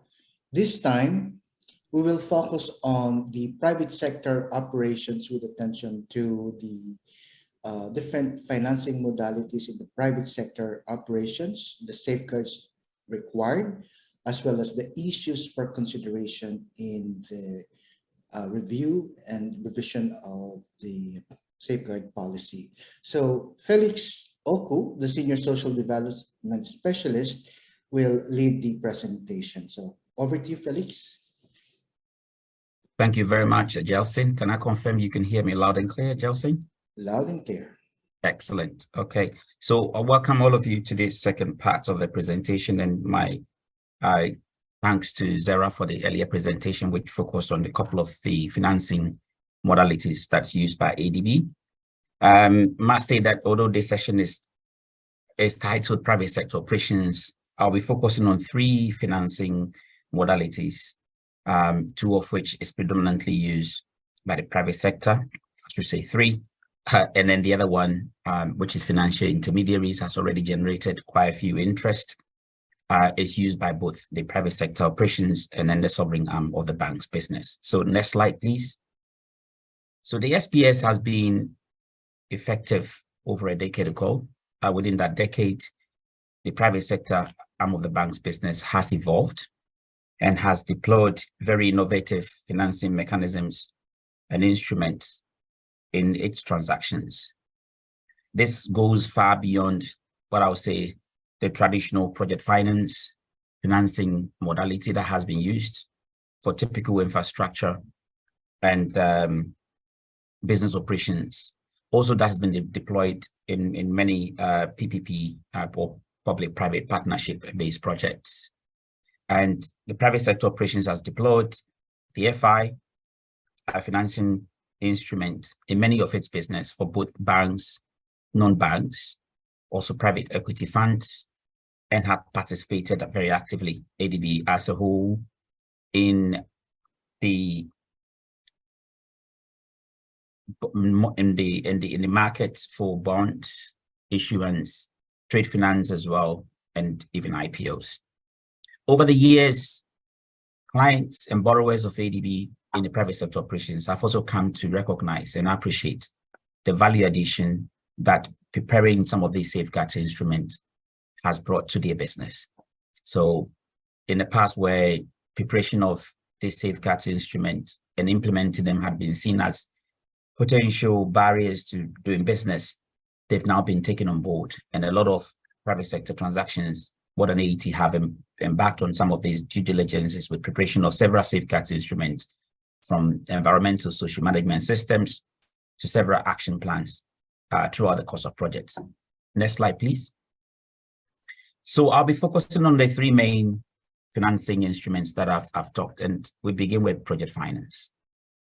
So project finance basically is some structured financing for a specific economic activity. It could be mostly infrastructure, and that's what is used. But it also goes for a lot of business process-based activities as well. And within project finance, a project company is usually formed, which is dedicated and mostly called a special purpose vehicle, for those of you who are quite very familiar with that. And this is normally for either non-recourse or a limited recourse financing, where the cash flow from the project company, in this case, an SPV, is used to repay the loan. It's quite very clear who the borrower is. It's in such arrangements, that's a project company. And most of the safeguards activities, if it's a standalone project finance, are geared towards that project company or SPV, including preparation and then implementation of safeguards instrument. I must also be very clear that this also comes into fore when we're doing PPPs as well. Safeguards requirements with the SPS in context are quite very consistent with what has already been explained by my colleague Zara. A safeguard requirement 1, 2, 3, if triggered, would then necessitate the preparation of several assessments, safeguard assessment and management plans, and that will be implemented throughout the course of the project. Because private sector operations do enter into projects at different stages, it may be that the project has already been commenced or been started up until the time when maybe private sector operations will be entered. In those cases, then an audit, which is called an environmental social compliance audit, will be undertaken, and where gaps are found, then those gaps will be bridged by a time-bound corrective action plan. Issues for consideration in the safeguards policy update. If you compare to our peers, a lot of the SPS work is front-loaded. I think going forward, it will be quite very good to introduce some bit of flexibility to allow clients sufficient time and allocation of resource to better implement those projects. And this could be done leveraging on the environmental social commitment plan or environmental social action plan, which our sister institutions by very use. If you go to next slide, please. Then I'll focus on what is termed in the SPS as general corporate finance. And then underneath that as well is corporate finance. So in the context of the SPS, general corporate finance could be a debt or could be an investment that is provided to a corporate entity that is not earmarked for implementing specific projects. That is not the loans or the equity investment is not dedicated for a particular sub-project. The requirements in those contexts with the SPS is a corporate audit will be undertaken as part of the due diligence. Then that audit focuses on the ESMS for the entire corporate entity. And it looks at the business processes of the entity, and where we feel there are gaps, then a time-bound corrective action plan will be done. The emphasis is on strengthening the ESMS for that corporate entity, because that's where we leverage on how the corporate entity will be implementing several plans that will be prepared as part of the risk assessment and management planning process. Then we have a corporate finance. So corporate finance is also similar loans or equity investment in the corporate entity, but here they're earmarked for specific projects. So within those cases, then those asset classes that those debts or equity investments are supposed to be geared to will be focused on. And assessment will be done, they'll be screened, categorized, and then a dedicated, if there are gaps, then corrective action plans will be developed. But then if we have existing, the corporate entity in those cases, or this existing, those sub-projects have commenced or have been started already prior to ADB coming on board, then those as well will fall under existing facilities arrangement, or they should be taken, and where gaps are identified, time-bound corrective actions will be applied. Requirement for SR 123 applies, as well as the disclosure requirements that pertains to that as well. For category A environment safeguards, the mandatory 120 days disclosure period prior to board approval applies. The scheduling of monitoring reporting is per the safeguards category, and that is also complied with. Now, main issues that will be taken on board will be to harmonize the safeguards requirement for general corporate finance and corporate finance into a one umbrella corporate finance sort of requirement, where it could fall under debt or it could fall under equity, and with enough flexibility introduced under that framework to allow the various debt and equity-based transactions to be applicable, including those that are taken on the capital markets, bonds, the bond market, even IPOs and others could all be limboed under that broader corporate finance arrangement. That's the thinking. A lot of questions have already come up with the ESMS as a key safeguards instrument. I recall I've already responded to Marjorie. Ryan has also touched on it. So the emphasis is ESMS, Environmental Social Management System, is a set of systems, procedures, and documentation within that is earmarked to address specific risk and impact that have been identified by a corporate entity or an FI. But that should also be underpinned by a strong organization's capacity and commitment to implement those plans. I think the emphasis there will be provide guidance and help our clients and borrowers on how to assess and implement the ESMSs. Again, monitoring disclosure information had come up quite a few times on disclosure on these ESMSs, but there the issues that need to be put into context is clients' confidentiality and sensitivity to disclosure of such information. And obviously, ADB would not want to position its client or borrower or disadvantage any of its clients or borrower by disclosing some commercial confidential information on a client. Next slide, please. Before we talk about FI, and FI had come up a lot, thought it was a good idea just to give an overview of our portfolio. So the bulk portfolio of FI in ADB is driven by private sector operations. You can see well over 70% of it is from our private sector operations. And that tells you the sort of flavor of FIs that we deal with. Most of the private sector FI-based projects are within the category Bs. You will see that very soon across the 3 safeguards, but most are to very small, medium scale women-led loans that are provided, and they range from small ticket sizes from a couple of thousands to tens of thousands. At the moment, we have 3 FIs that can allow category A-based sub-projects, and those 3 FIs, we've been working with them for a very long time now to establish systems and procedures and to make sure that they're able to take those category A-based projects. In any case, every FI category A sub-project is supposed to be referred back to ADB so that we can ensure that disclosure requirements as well as all the safeguards assessments have been met. So the first slide you see on the left gives you the portfolio distribution between our sovereign and non-sovereign. Then the next on the right-hand side just tells you how the distribution between sovereign and non-sovereign happens on the environment safeguard. So you can see on the sovereign side, the portfolio is quite very low risk, predominantly with FI treated as C. On the non-sovereign side, portfolio is skewed a little bit more towards the FI side, but the caveat on it is that a lot of it is more allowed category B sub-projects. The next slide, which will tell us the distribution across both the IR and IP, and it's quite very similar. On the sovereign side, a lot on the IR side, there's a lot more category FI treated as C, and then on the private sector side as well, you still have category Cs across it through social safeguards. Next slide, please. So now we talk about the FI and the approach we use for the FI. In ADB, FI, as I mentioned in my earlier slide, is used for our private equity funds, but we also use it for our banking and non-banking financing institutions. We also use the FI financing modality for our trade and supply chain financing program. FI provides debt, provide equity, credit lines, and also guarantees. And again, the emphasis is on due diligence. The due diligence focuses on category, and we have 2 main categories I mentioned, but focuses on the FI itself because we're devolving our responsibility of the onward due diligence onto the FI. And we conduct the present portfolio, the planned future portfolio for the FI financing, as well as the capacity and commitments of the borrower in terms of the FI to implement those.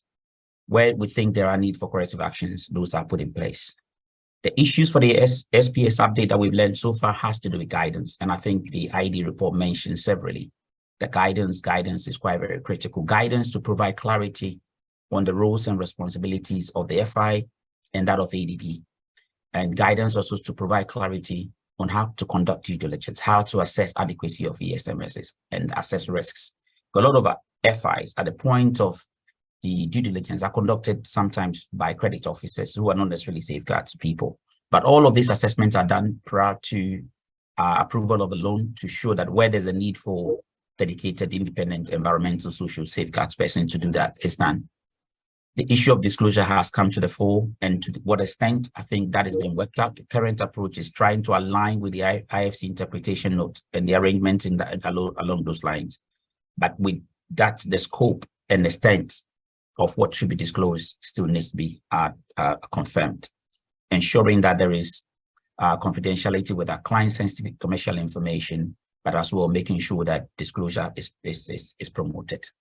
We need to harmonize because of headroom restrictions and the need to prevent overcrowding. We co-finance a lot. So we need to harmonize with assisted institutions in many spaces. So we've gone out there, next slide, out there to benchmark and see what our sister institutions are doing. If we could go to the next slide, please. And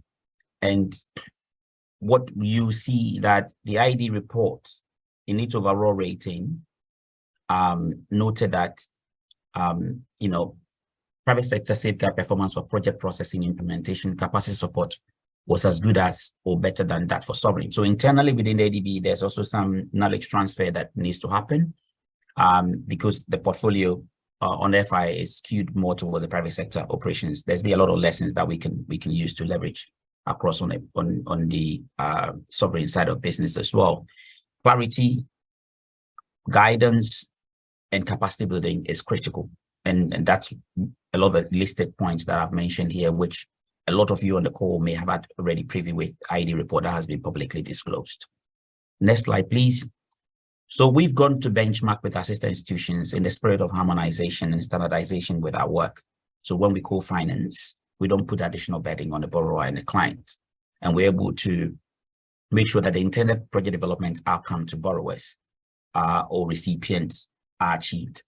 I'm not going to go into clearest details, but you can see pretty much broadly we do align with our peer institutions. There are quite a few areas where there are differences and we will seek to harmonize. In terms of approach to risk assessment has come up, and I know there's going to be a lot more questions coming on the ESMSs. The approach that ADB SPS take is quite consistent with the same like the IFC, the EBRD, and then our Asian regional counterpart in the Inter-American Development Bank. And then there's a whole big cluster which we call EDFI, that's the European-based development financial institutions. So at least include Proparco, BII, CDC, that was used to be CDC, and DG and Co. A lot of them for debt take the asset class approach in the risk assessment. For equity, pretty much a portfolio, and that's quite consistent with the way we present IFI and corporate finance. General corporate finance tend to take a corporate approach in assessing the ESMSs.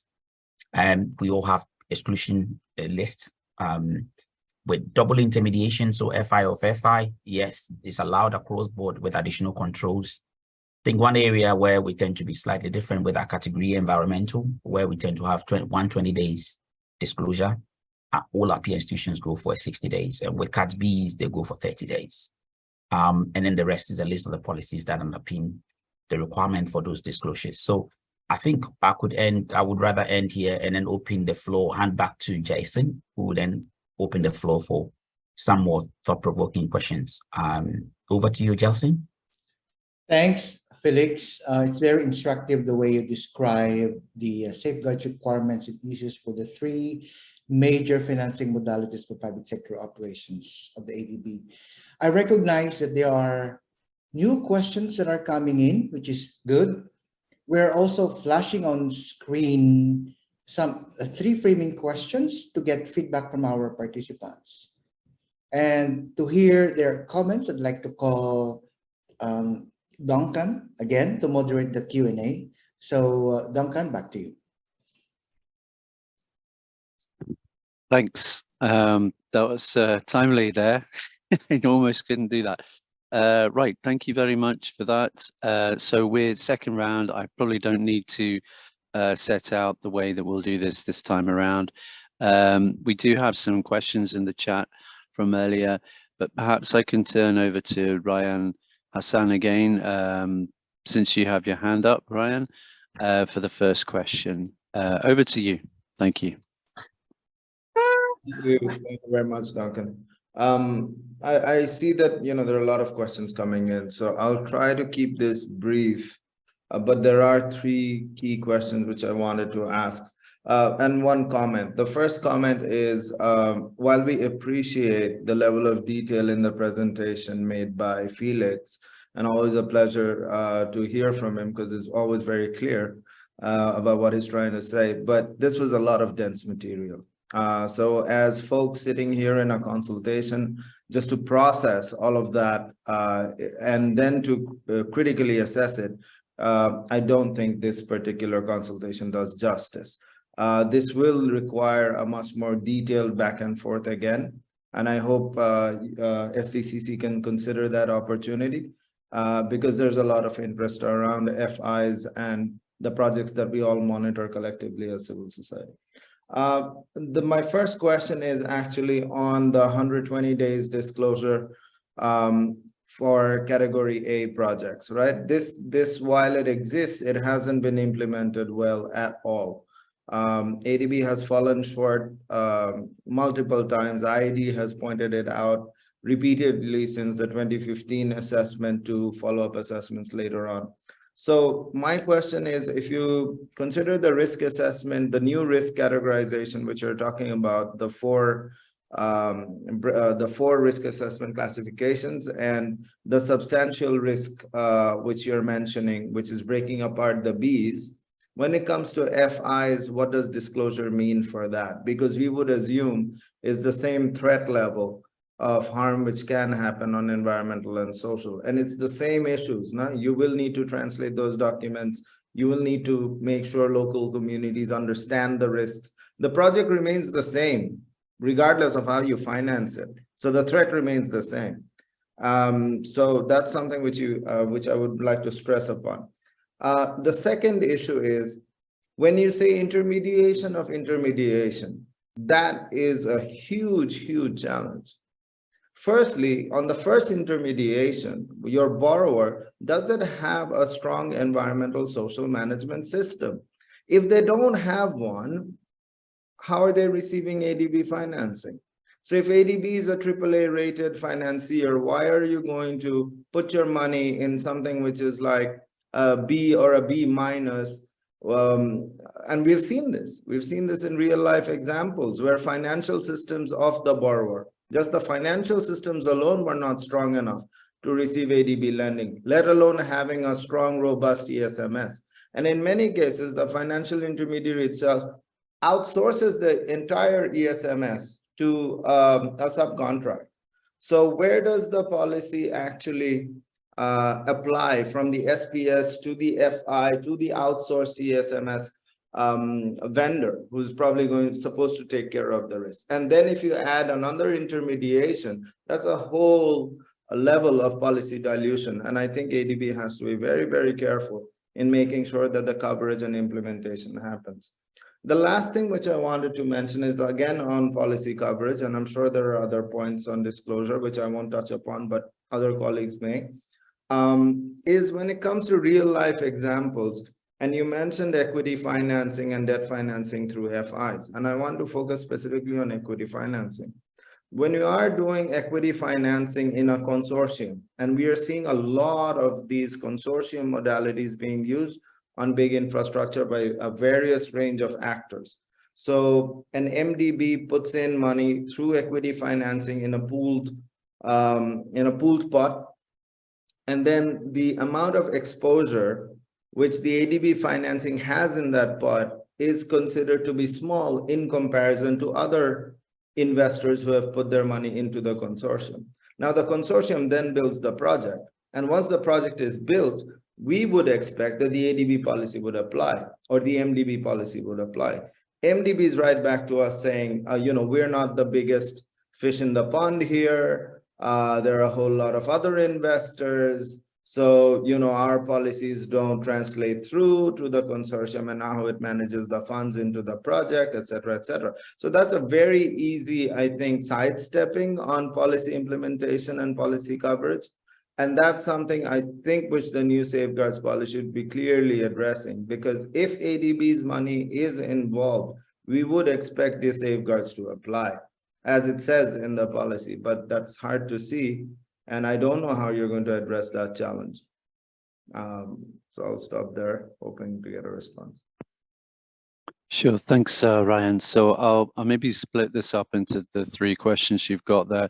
So first off, if maybe I can turn to Bruce for the 120-day disclosure, probably some feedback on the presentation today, and how you see that being split up under the with the split of the B into two classes there, and the overall 120-day rule, etc.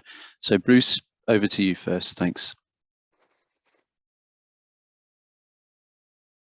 Great, thanks, Duncan, and thanks very much, Ryan. So yeah, some good points which kind of touch on a range of different issues, from disclosure and then the nature of financial intermediation, the rationale for that, other issues. So let me touch on a couple of things, but then I think my colleagues, Mark Kunze, who works on the private sector safeguards, and then also Felix Olku will come in on some additional points. On the 120-day disclosure for Category A projects, we've done review of the data, and this has also been subject to our... Sorry, just getting a bit of background noise. All Category A projects have met the 120-day disclosure rule. That we have data to support that, so that's one issue. For the disclosure, though, of Category B projects, I think that's where there is more variability.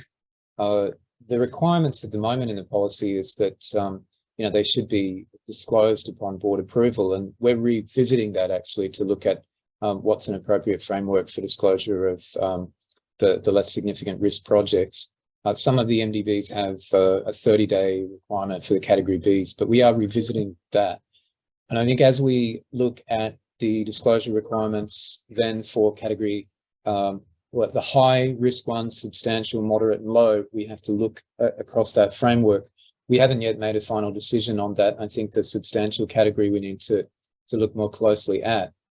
For substantial projects, what you'd be looking at would be where generally the project is of less significant risk. It might have one or two issues that are perhaps driving it. For example, a project that generally is a moderate to low risk, maybe standard construction management, but might be being constructed in an area that is not within, but perhaps close to or adjacent to a protected area where there could be some risk that needs further assessment. There might also be some social dimensions in some projects. So there may be one or two issues that are driving the substantial category, rather than for a high risk one equivalent to Category A, you really have across the board a broad range of issues that need to be assessed. So what do we need to disclose? Well, I think it really depends on the project situation has to be looked at.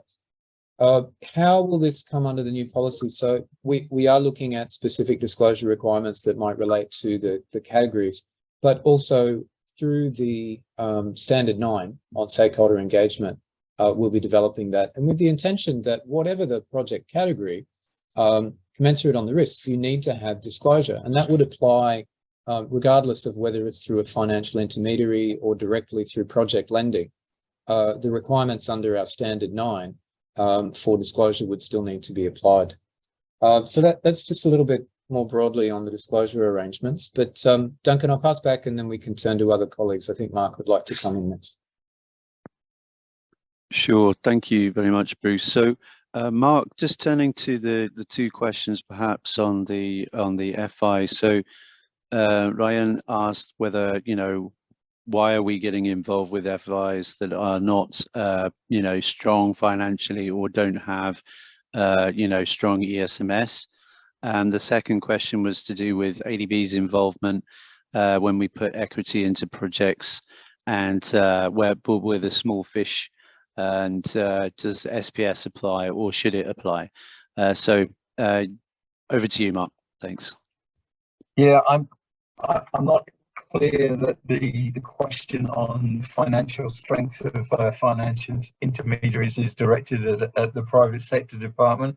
For all our approvals, the financial health of our potential clients is reviewed vigorously by our Office of Risk Management, that looks to ensure that we're not going to be losing money and does its best to protect ADB's bottom line. So I'm not aware that we would ever go into business with a financial intermediary who doesn't have a very solid set of books and accounts. Interestingly, Ryan, you've touched on one of the key challenges we have with private equity fund investments in the private sector, and it's one we don't have any good answers to. The the policy does require us to cascade down the SPS requirements, basically to follow ADB's money. And what happens if we only have a small percentage in a fund that then takes a toehold investment in another fund?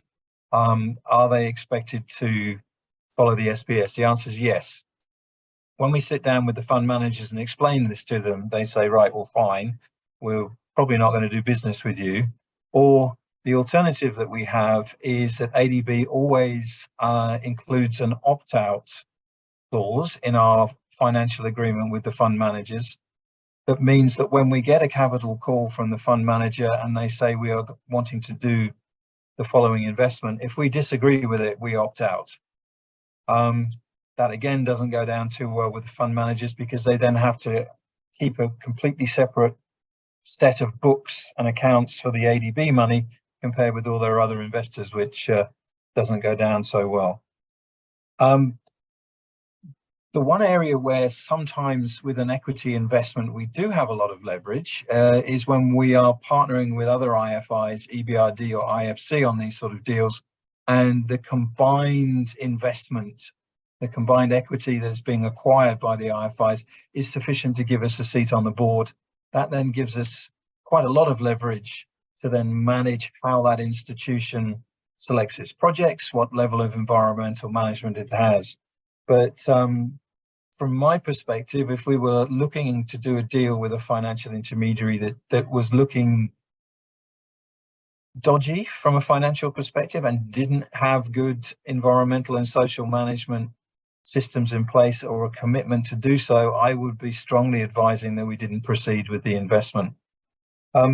I'm going to hand back to Felix now so he can provide a little bit more perspective on maybe some of the sovereign side deals. Yeah, thanks, Mark. And thanks, Ryan, for those kind compliments to our consultation work and our presentation there.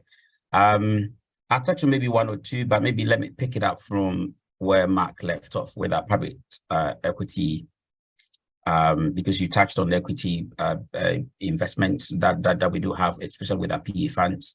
Yeah, Mark mentioned our opt-out auction. So opt-out auction, or the need to excuse ourselves if we deem fit that any sub-investment activity in the business, it doesn't really meet ISPS requirement. We try to negotiate that.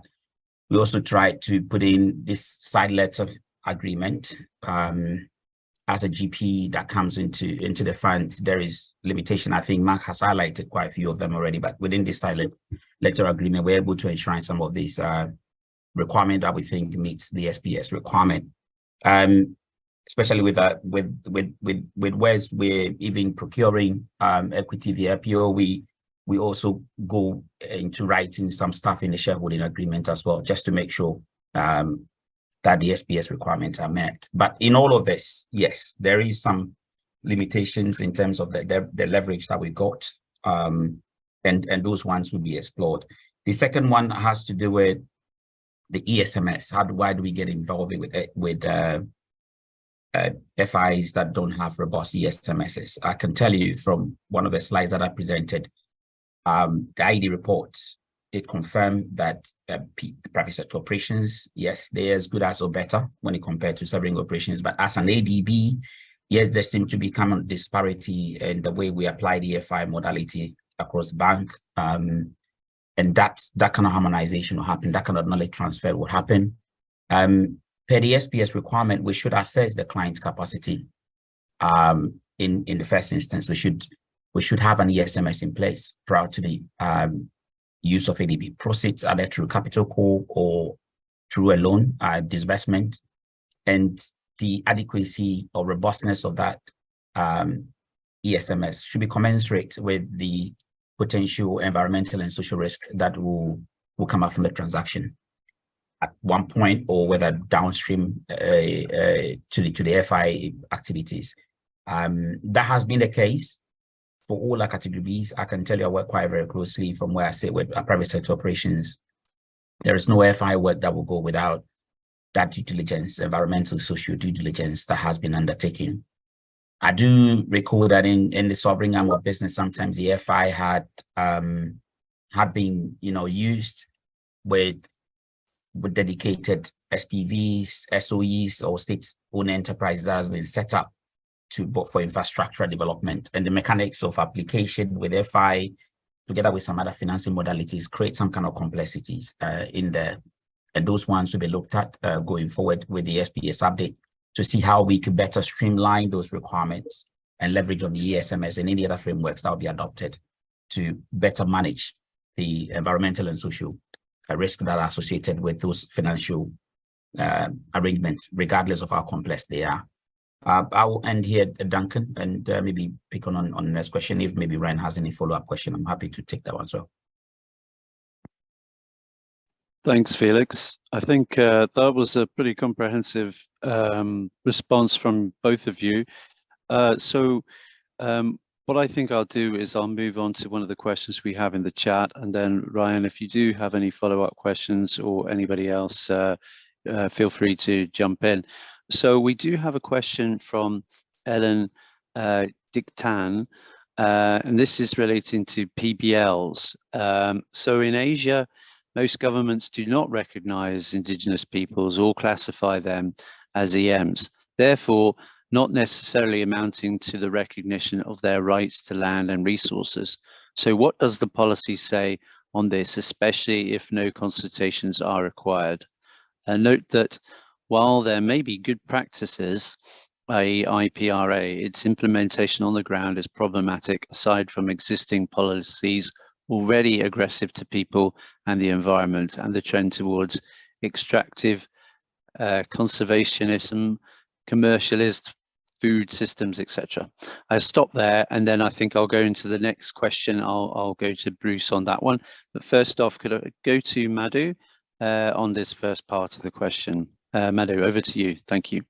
Thank you, Ellen, for the question. And I think from the policy perspective, if you also look at the current policy, it very clearly defines that for operational purposes, the term indigenous peoples is used in the generic sense and refer to certain characteristics, okay, that the group should have.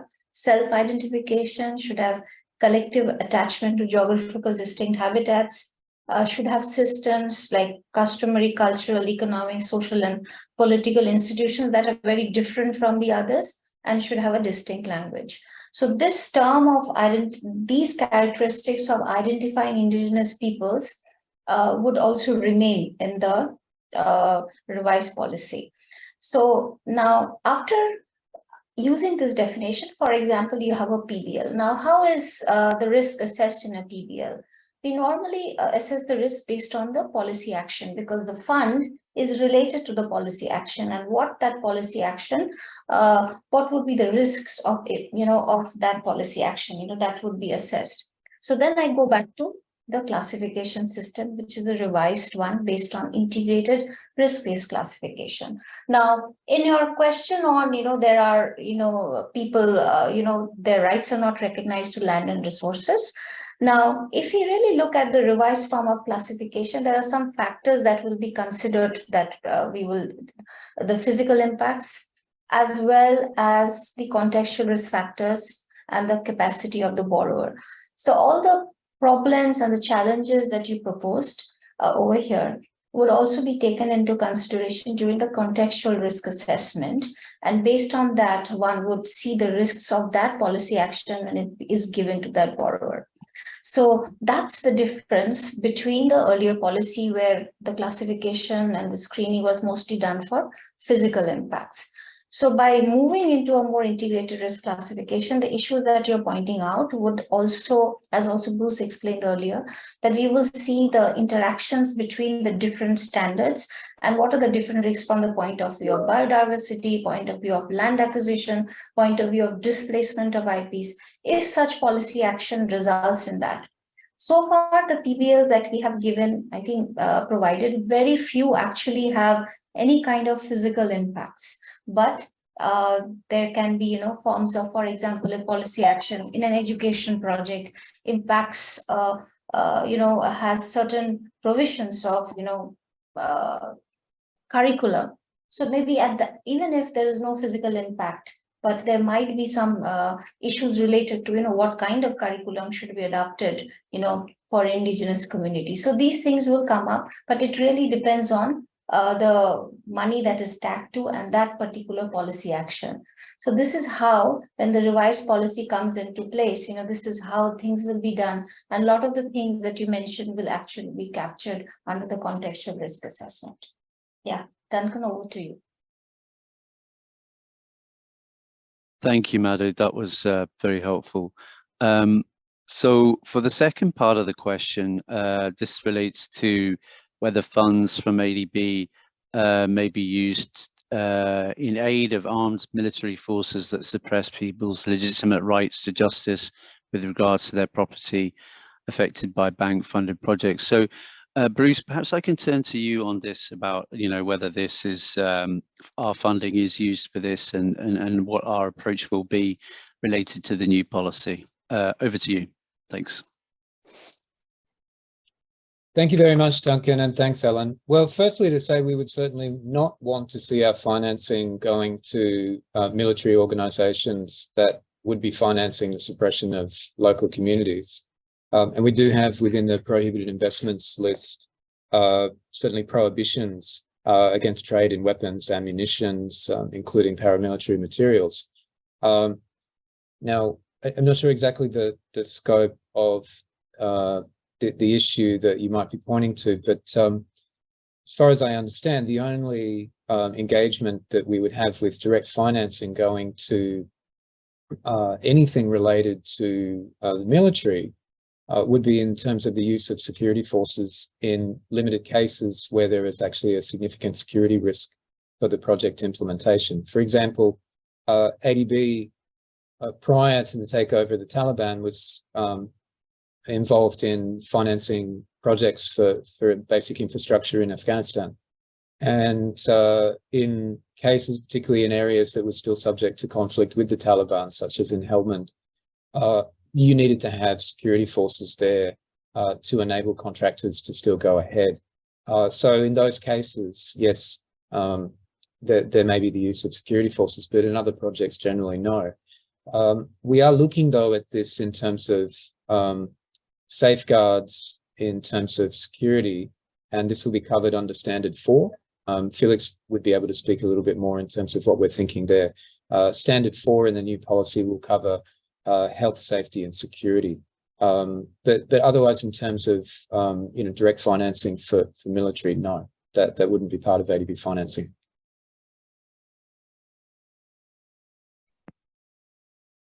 Thanks for that, Bruce. I don't know, Felix, do you want to jump in and say anything related to security to add on what Bruce said? Well, I mean, nothing more. I think Bruce just clarified everything. In terms of the actual standards, the broad objective is never to use ADB proceeds in procuring services or equipment that will go to harm people or the environment. It stays the same across the entire standards. And that applies to the procurement of security equipment. The case that Bruce has mentioned there with Afghanistan, I mean, when unique instances like that, we'll have to look at how to address that. It should be to the broader good of the public or the community. And in some limited cases, that may be supported, but the general premise is that, yeah, use of ADB proceeds against anything that will harm general public safety of general public and the environment will not be supported. Over. Duncan, let me just come back in briefly. There was just one other point I should have raised. We're also looking at in the new policy and the new standard on stakeholder engagement language around retaliation against affected people, against people who may raise issues in stakeholder consultations or may raise complaints through grievance redress mechanisms. The existing policy has got provisions on meaningful consultation, which does say that it can't be meaningful if you have coercion or intimidation. And we're looking to extend that language more specifically in the policy with no tolerance for retaliation against affected people. That's currently in the draft text that we're looking at and seeking to finalise. Thank you. Thanks for that, Bruce. So just to follow up a question from Ryan Hassan.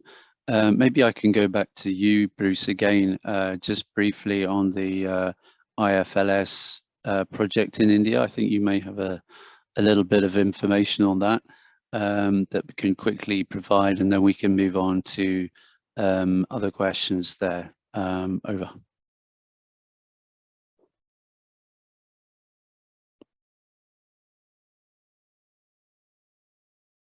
Bruce? Duncan, thank you. I accidentally hit the wrong button. Always. Happens. Yes. So yeah, thanks, Ryan. So Ryan, I think the project you were referring to was the India Infrastructure Financing Limited project. Is that right? Just want to make sure I'm responding on the right one. Yeah, it was the road corridor project. That was the one. Right. Yeah. Okay. So yeah, in that particular one, there was financing from ADB into a financial intermediary, and then there was on lending to a special purpose vehicle. So basically a company structure that was set up for the implementation of a road corridor investment project. And then through that special purpose vehicle, as with any other project where you're going to have construction, you've then got procurement of contractors to implement the work. What then happened, unfortunately, was due to a range of cost escalation factors, the contractor then did go bankrupt. And, as you pointed out, there were issues in terms of unmet wages to workers. So obviously this is something that's of concern to us, but the wages issues and issues related to bankruptcy covered by the Indian government's bankruptcy laws and process to then provide financing through, not currently covered by the safeguards, but obviously still of concern to us. And it was something that we did look into. I think though, coming back to the particular issues, you've got contracting through to lending through to a financial intermediary, where we look at all of the financial aspects of the bank or the non-bank financial entity that we're going to be lending financing to. And as Mark mentioned, there's a whole range of financial due diligence that's undertaken there. It's also something that we look at in terms of making sure the financial entity, in making its on lending, that they will then be undertaking the due diligence to ensure the financial soundness of the transactions that they're supporting. But if you go then to contracting, that's really a procurement process, and procurement also needs to look at the financial soundness. But unfortunately, sometimes in business, companies do go, bankrupt. It's something obviously the due diligence process should be looking at to avoid. But it's really, I think, from a wider perspective, what do you do in terms of managing that down the track? You need to work always with contractors on any project. So, how do we ensure we manage those effectively? It is obviously a key concern. Thank you. Thanks for that, Bruce. I think that's helpful clarity on that particular project. And, Ryan, if you have any further feedback you'd like to pass to us, we can also, take that up with you offline, and you can have a more detailed response on that. Thank you. I think Ryan does want to come back on. He just put into the chat there. Okay. He's just asking if he can have a quick response in return. Oh yeah, sure. Please go ahead. Sorry. No, thank you. And very quickly, really, I think the question is going to be basically that this is a social risk issue, right? So the fact that laborers are going to work in infrastructure is an absolute definitive, right? Every single financing will lead to a project, and the project will have laborers. So when it comes to the question of laborers being subcontracted through any financing modality, the ADB safeguards policy must ensure that particular labor standard is ensured all the way down the track. You cannot say that the buck stops just at screening the parent FI, when you know that subcontracting of laborers is an eventuality which cannot be denied. So I think at the policy level, when you're thinking about it, those parts of the subcontract, I think, should have a due diligence approach in the original policy of the safeguards. Great, thanks, Ryan. Yeah, absolutely, good point. So yeah, as we were highlighting before, the safeguards need to cascade down to the financial intermediary and the establishment of their environmental and social management system, which has to be, commensurate with the types of projects and portfolio that they have.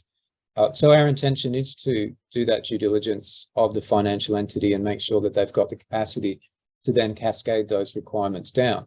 That would include on labour issues.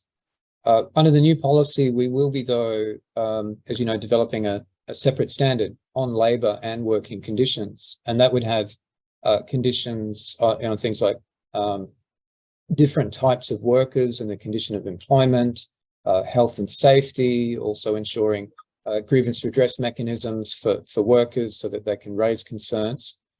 So these additional areas we're looking to put into the standards, which would then need to be cascaded through to financial intermediaries and to ensure that they've got systems, capacity, staffing, or to be able to engage the expertise that they need to do that due diligence work. But I mean, fundamental point I think you're making, which is a right one, is that it needs to cascade down to the use of proceeds, the funding, and then to contractors and subcontractors.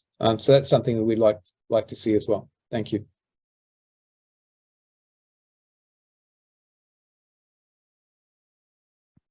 Thank you very much, Bruce, for that. So I think we have Mark has just volunteered to respond to Tanya's comment, and Mark has got to go at past. So perhaps I can just quickly turn to Mark for that one, given that he's got to go. So I can read it out, or Mark, you can just respond to it. I think given we've got no time, you should probably just go for it. We'll go straight into it. So Tanya's raised an interesting question here, which is, how do we ensure our requirements are actually implemented on the ground? She's raised the issue that if we put in a corrective action plan in place, or what will be the new environmental and social action plans under the new policy, how do we ensure that our requirements actually happen? From the private sector point of view, and this is also very relevant to our sovereign colleagues in big infrastructure projects, we have control of when we disperse finance to our clients. So often the commitments that we've put into the plans are linked to a disbursement. So we will not give money to a project or a client unless they have met these requirements. And in private sector, we are regularly sitting down with some of our head contractors and their clients and explaining to them they're not getting any money until they complete the following activities. So that's a very powerful piece of leverage during construction. You've also talked about legacy issues in existing facilities and how are we going to address those? This is often part of our risk assessment when we're looking at projects holistically in private sector. We probably would be cautious about taking on projects with very complicated and long-standing legacy issues, particularly land acquisition issues. But providing the client was willing to commit to bringing the issue back into compliance with ADB standards, we might go forward. You've raised a very interesting point with our ETM program, is what are we going to do if we're asked to look at a facility that has a lot of major legacy issues? Are we willing to take that on and take on those, the management and correction of those issues? I don't have an answer to that yet. That is a decision that will need to be made at a management level much higher than mine. But yes, it's very much an issue we're cognizant of, and one that we want to manage where possible. So that's just a very quick answer about how we ensure corrective actions are actually taking place. And I didn't give you an answer on the second one because we don't know yet how we're going to deal with that. So let me hand you back to Duncan. Thanks, Mark. And maybe I can turn to Bruce, because one of the things that we do have under the new policy structure is we're looking to develop a environmental and social commitment plan. And I think that will supports kind of what Mark was talking about giving us more mechanisms by which we can actually hold some leverage to get things done on the ground. And it could also be used as a mechanism with respect to ETM as well, I believe. So perhaps I can turn to you, Bruce, on that. Great, thanks a lot, Duncan. Yeah, it's a really good question. Thank you, Tanya. So the IFC uses what they call environmental and social action plans. The World Bank calls it environmental and social commitment plans. We've been looking at that framework to see, would it be useful? Could we adapt that to ADB? The reason why we're thinking about that is those types of frameworks allows you to have more specific conditions that you can put forward in the legal agreements that you can then hold the client or the borrower accountable in terms of what needs to be done by when, maybe also conditionality of certain things that need to be addressed before civil works can be completed. These types of arrangements, we do already have coverage in the environmental and social management plans, but in our legal agreements, we refer to those documents at a high level, but the action plans or commitment plans would allow you to put some very specific points in there, particularly for any critical issues. So if we'd assessed that were some very significant legacy issues that it was agreed that we needed to address those as a condition of financing, you could actually put those requirements into the action plan or commitment plan and then follow up and monitor those specifically. And as Mark mentioned, that can also be linked to disbursements. However, legacy issues are often complex. And so I think that's, you know, a bigger discussion that needs to be looked at the policy level and also on a case-by-case level for specific projects. You know, what is the legacy issue? When did it occur? Are there ongoing impacts to the affected people? You know, there's a range of issues, and I know it's complex. You raised the energy transition mechanism, and that's something we are certainly looking at. Tanya, I see you've come back on camera, so you might want to follow up as well. Over to you. Thank you. Yeah, no, thank you for those responses. It's helpful. I mean, I think it requires a much longer and much broader discussion, so appreciate the initial thoughts on that. I mean, I think that there is clearly a major concern already since the first project has been identified for the ETM that that already has, of course, legacy issues, but if there is a corrective action plan and it's not followed, what does that mean if financing has already been approved? So appreciate that the initial sort of thoughts on that.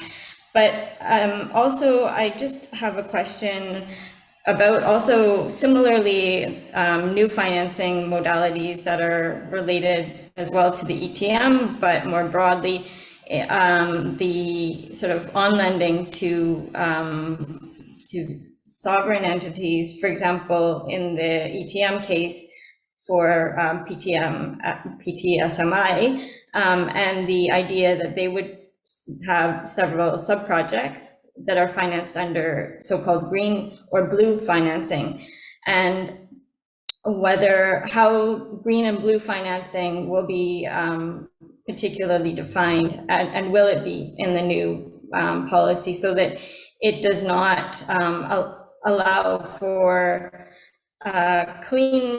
so-called clean projects that are green to include waste to energy, for example, or other damaging projects that are clearly category A and have major damaging impacts for communities and the environment. Thanks.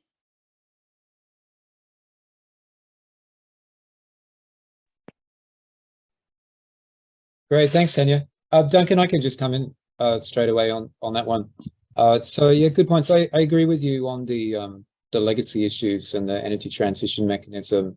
I think that's a wider discussion, and we should continue with those consultations that are ongoing.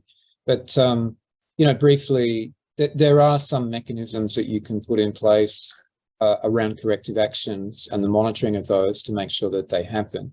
One is, of course, you link them to disbursements, as Mark had mentioned, but once disbursements have been made, let's say all of the financing is dispersed to a particular investment, And then your question is, well, what leverage do we have to ensure that those corrective actions are actually met if they haven't been met already as part of conditions? The final thing that really we can do there is you have to basically call in a default on the loan, that there's an agreement that corrective actions needed to be made as a provision of financing. If those are not ultimately implemented, you've got a loan default because it's linked to the legal agreements. And then you are able to take remedies through that, legal action or accelerated repayments of the loan, which would obviously have implications for a company's financial status and also their credit rating to be able to gain financing in the future. So there are some remedies in place, but they're fairly serious to be able to implement. But yeah, I think that'd be a longer discussion we could pick up in the future. Then on your question on the green and blue bonds, so green and blue financing, I think you referred to, not specifically bonds, but I was going to say that we do actually have some criteria that has been developed for green finance and for blue finance and what qualifies. A lot of work went into this actually for criteria for our green and blue bonds. And for example, the blue space was fairly new for us when we launched our action plan on healthy oceans. And we developed up a series of criteria and indicators as to what we would consider blue. Now, in terms of waste to energy as technology, we've had some look at that in terms of ADB's energy policy.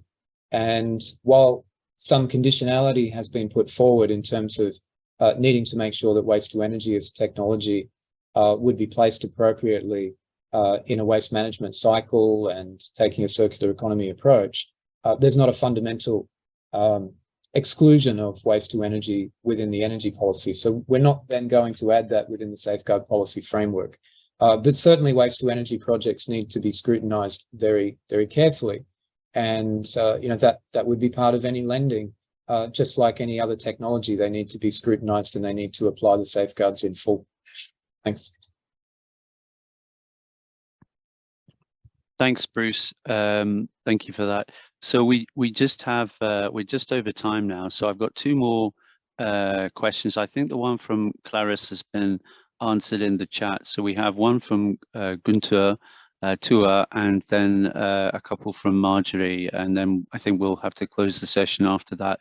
So the one from Guntur Tua is relating to financing schemes for private equity funds should be an entry point to encourage or introduce safeguards into the ecosystem, just like what we do with the government. Not an easy thing to do, but even some of our prime local banks have started to be sensitive to environmental and social issues. So I think this is a good point. I saw something from the IFC the other day which said that their safeguard, their performance standards, because they've now become the default for the Equator Principles banks, that means that over the globe, 43 trillion worth of investments are using their standards one way or the other. So it's a huge thing, and I think it's a big added value where ADB can come in and help support organizations with developing their ESMS and meeting safeguard requirements. So I think that's something that we can certainly do. I don't know, Felix, if you've got anything to add on top of that? Yeah. You hit a nail there, Duncan. Pretty much couldn't answer it any better.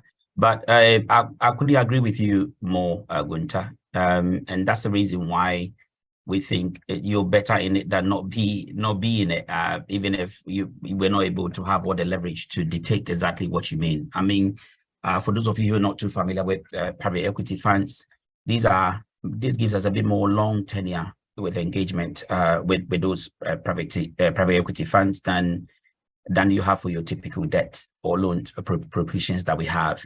Now, the ensuing sub-investment or businesses that the funds invest in, they invest in with a primary focus, reposition that business and sometimes also bring it onto the public market. ADB would then leverage, our unique position of being a very good, creditor, a AAA rating, come on board, and we're able to use that to influence those investee businesses to adopt international good practice with environmental and social safeguards requirement. So I couldn't agree with you more. There are limitations, but I think we have already explained even where there are limitations, where there are mechanisms that we use as a general partner in those deals, and that includes the excuse right not to use our proceeds in instances or sub-investee activities where we think they don't comply with our SPS requirement, and a new framework. We also have a side letter agreement that we use, and in many instances even go into shareholding agreement and make some changes or ensure some commitment are held in those cases. So that's all I can touch on. I think that area of ADB business is growing, and much as people say we're highly risk averse, we're taking on FI work. The big chunk of the FI work that sits in the category B is with our PE funds or private equity funds, and that supports what Gunter just said there. Over to you, Duncan. Thanks, Felix. That was helpful to follow up there. Okay, so we just have time for two more questions, which are from Marjorie. Marjorie, sorry that, by the way, you had your hand up for a while, so thanks for putting them in the chat. So for the first one, I think I'll go back to Felix in a second, and then for the final one, turn to Zara. So the first one is on guiding question, how to improve information disclosure. So Marjorie, your perspective is that sub-project disclosure should be mandatory for FI Cat B projects, especially in the context of the revision of the risk categorization. This is important in knowing where the money will end up, determine the risks involved, and create corrective actions. So Felix, maybe I can turn to you for that. Thank you. Yep.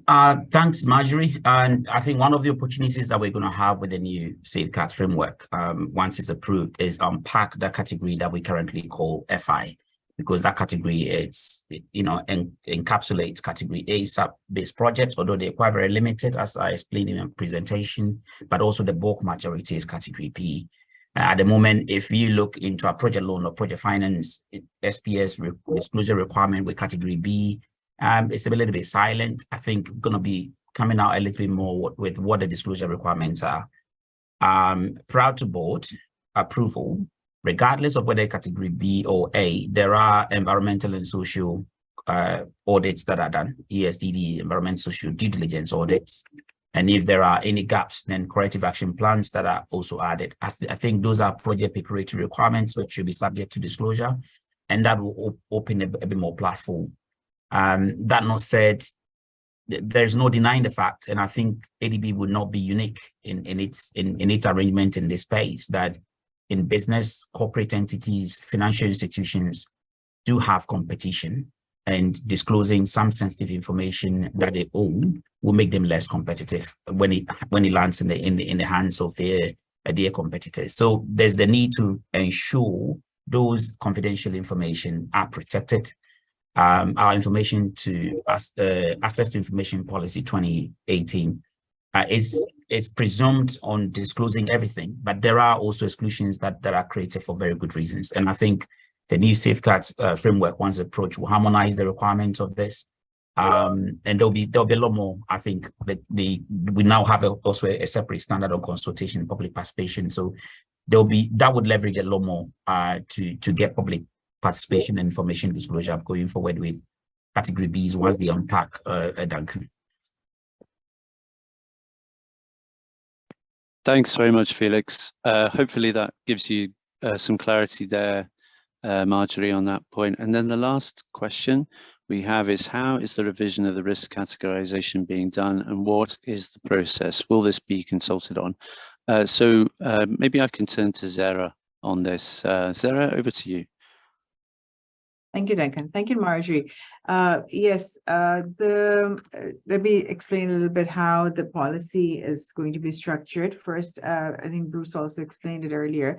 The policy will essentially can have three parts. There'll be an overall vision statement, and then which will show how ADB where ADB aspires to be. And this will be followed by an environment and social policy, which will lay out the requirements for ADB on basically how will ADB ensure that the borrower is able to implement the requirements on safeguards and to achieve those requirements. So and then the next part will be these standards which we've been talking about, the standards which will be the borrower's clear requirements. So the environment policy, the ESP, is where the details of classification steps are going to be provided, because classifying a project will be essentially ADB's responsibility, which will be undertaken in consultation with the client or the borrower. That's how the structure is set out. So, but as we go along, we will be the policy will also be disclosed, and that's those details will be there, and we will be undertaking detailed capacity building or training or as part of the rollout for our clients and borrowers, so that they also understand the whole process better. Because in order to undertake the assessments for environment and social impact assessments and to address those risks, you need to understand how the risk was classified. So that classification process will be shared with our borrowers and clients once we have the policy. But at the disclosure stage, when we're going to be disclosing the policy, both the policy component and the standards both will be disclosed, so that will be shared with all stakeholders. Thanks. Thanks very much, Sarah. So that I think was the last question we had. So thank you very much for the very helpful session, everybody. Back to you, Gelson. Thank you. Thank you, Duncan. It's a very smooth moderation as always. And also huge appreciation from our participants for your very well thought out and structured comments, also your suggestions. We expect more questions and even written submissions will come following this consultation. And as Ryan and Bruce noted, there's more to unpack and discuss there, especially on the safeguards requirement for financing modalities. We're glad to have this series of conversation happening. But please note that these are all captured in our documentation, and this will be used by ADB as it started the process of drafting the W paper. Now, please stay with us for another 2 to 4 minutes. We have a very quick poll for you to respond to, which is already flashed on your screen, which is please rate your satisfaction with today's session. There is also a link on Menti, which is also posted in chat. Let us know how we can improve the effectiveness of the consultation for the review process, and especially as we will be entering the phase 3 of the review process, which involves another round of consultation specifically on the W paper. So your specific feedback there is very much welcome. Now, I'm not sure if we can start flashing the initial results on screen. I know that there are more people that are answering, but yeah, I think we have how many people already? I think I know that we have around 60 non-ADB participants who practically joined this session, so maybe more to come. But overall, we're seeing 4 and 5 to be the overall satisfaction rating for this consultation. Thank you very much. I know there's some neutral and also somewhat dissatisfied, which is a sign that more to be improved in the way we handle the consultations in terms of content, the flow, the timing, the discussion. All right, so I think this has really been a very useful substantive discussion. I will now call on Director Bruce Dunn to provide a wrap of what we have heard, the key messages coming from you, and to walk us through again what are to be expected in the phase 3 of the safeguards review process. Over to you, Bruce. Excellent. Thank you very much, Gelson. And thank you so much to everyone who's joined today, given us your valuable time. We really appreciate it. There were certainly many very helpful and certainly thought-provoking comments and recommendations. Really appreciate that. I do want to recognize, though, that these topics are quite complex in nature. There's a whole range of different modalities that have got some common approaches, but also some differences, and that adds a level of complexity. There's also a lot of terminology, and also you can see ADB is still working through a number of these issues. So I think this is certainly an area where we will need to have more work and certainly more consultations in the future. I think after we are able to have a first draft of the arrangements for different financing modalities and we make that public, I think when you've had a chance to go through that, it would be a good time for further consultations on the details. So yeah, wanted to recognize that important issue. I think in summary, though, one of the key points that was really coming through was when you have the safeguards and the application of ADB safeguards for different financing modalities, I think the key point is we need to ensure that safeguards, their objectives, their requirements are met when financing is going through third parties, including financial intermediaries and corporate entities. There was a lot of focus on that today.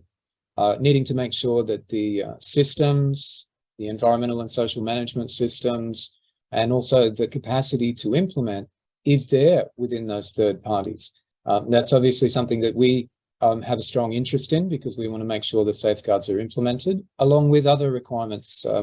Obviously, the financial and credit worthiness, that was an issue that was raised, and also the procurement arrangements to make sure that obviously the entity is sound and they've got the capacity to implement the safeguards at the end of the day, managing risks, monitoring the implementation of the safeguards, disclosing the information, and of course being able to take corrective actions and remedies. And with all of that happening at an arm's distance from the ADB with third parties, obviously then our role in monitoring and supervision and technical support and capacity development for these entities is very, very important. I think, though, that is an important development objective of the ADB. We would like, in the long term, to have harmonization of good practice policies and standards across all financial institutions, and then be able to build capacity as a development objective. And working with these entities does give us the opportunity to do that, but then I think, as many of you have pointed out, there are risks and challenges and the need for us to really do our due diligence appropriately. So there are a few general takeaway messages that I found very important, but of course there were more specific issues. For time, I won't go through all of those, but I think a few key ones was obviously the risk screening, and we will have a new approach to risk screening and categorization in the policy, and how will that be applied and how would that be used by different financing modalities, including financial intermediaries, and what does that mean for disclosure and monitoring? I think that was certainly one issue we touched on. Another was on stakeholder engagement. I think this is a broader cross-cutting issue, and clearly when we're doing work with financial intermediaries or corporate entities, we need to make sure that the standard on stakeholder engagement would be implemented, and that again is something to monitor. Needs to happen in an environment that's free of retaliation, and of course also the legitimate role of civil society in those processes were seen as very important. So we had some discussion of those as well. Another related issue was around grievance redress mechanisms, making sure that they're in place and appropriate to the different financing modalities, and then again the role of civil society within those. We had quite a bit of discussion around disclosure of the documentation. I won't go into details now of summarizing that, but I think one point that I'm not sure we responded directly on, that I want to make clear now, is that ADB's access to information policy is also relevant here. And the onus there is, or the priority is in terms of disclosure, a presumption in favor of disclosure, I should say, with some limited exemptions, as Felix has mentioned, for commercial confidentiality, where that's a legitimate issue. But, in principle, the access to information policy is promoting transparency and available of information. We had other issues around cascading requirements, particularly down not just from financial intermediaries, but also to the contractors and the procurement space. This was something that Ryan Hassan had mentioned. We also had a comment in terms of avoiding financing through to the military or security forces that could directly impact on communities. We had issues also related to a range of more specific thematic topics, for example, around Indigenous peoples. And these are areas where obviously we will have a set of standards which we'll be seeking to apply in different ways through these financing modalities, including for Indigenous peoples. So that linkage between the policy, the standards, and then the financial modalities is one that we're seeking to establish with this new framework. So I'll just stop there with a brief summary of some of the key take-home messages that I've noted down. However, we will be making a fuller summary of today's session, and we'll be combining that with the other sessions. We're having 5 in total on this topic, and we'll be disclosing that as part of the consultation summaries, and we'll be feeding this into the development of the new requirements for different financing modalities. And along with the other policy materials, we're looking to make that available in the next couple of months, hopefully before ADB's annual meeting. And then, as I mentioned before, we'd be able to then have further consultations in the second half of this year on this and other topics. So it's still very much an ongoing process, and we're very much hands-on and in the details, and we appreciate your support for this process. So again, thank you very much for joining today, and we look forward to meeting you in the future. Till then, take care. Thank you.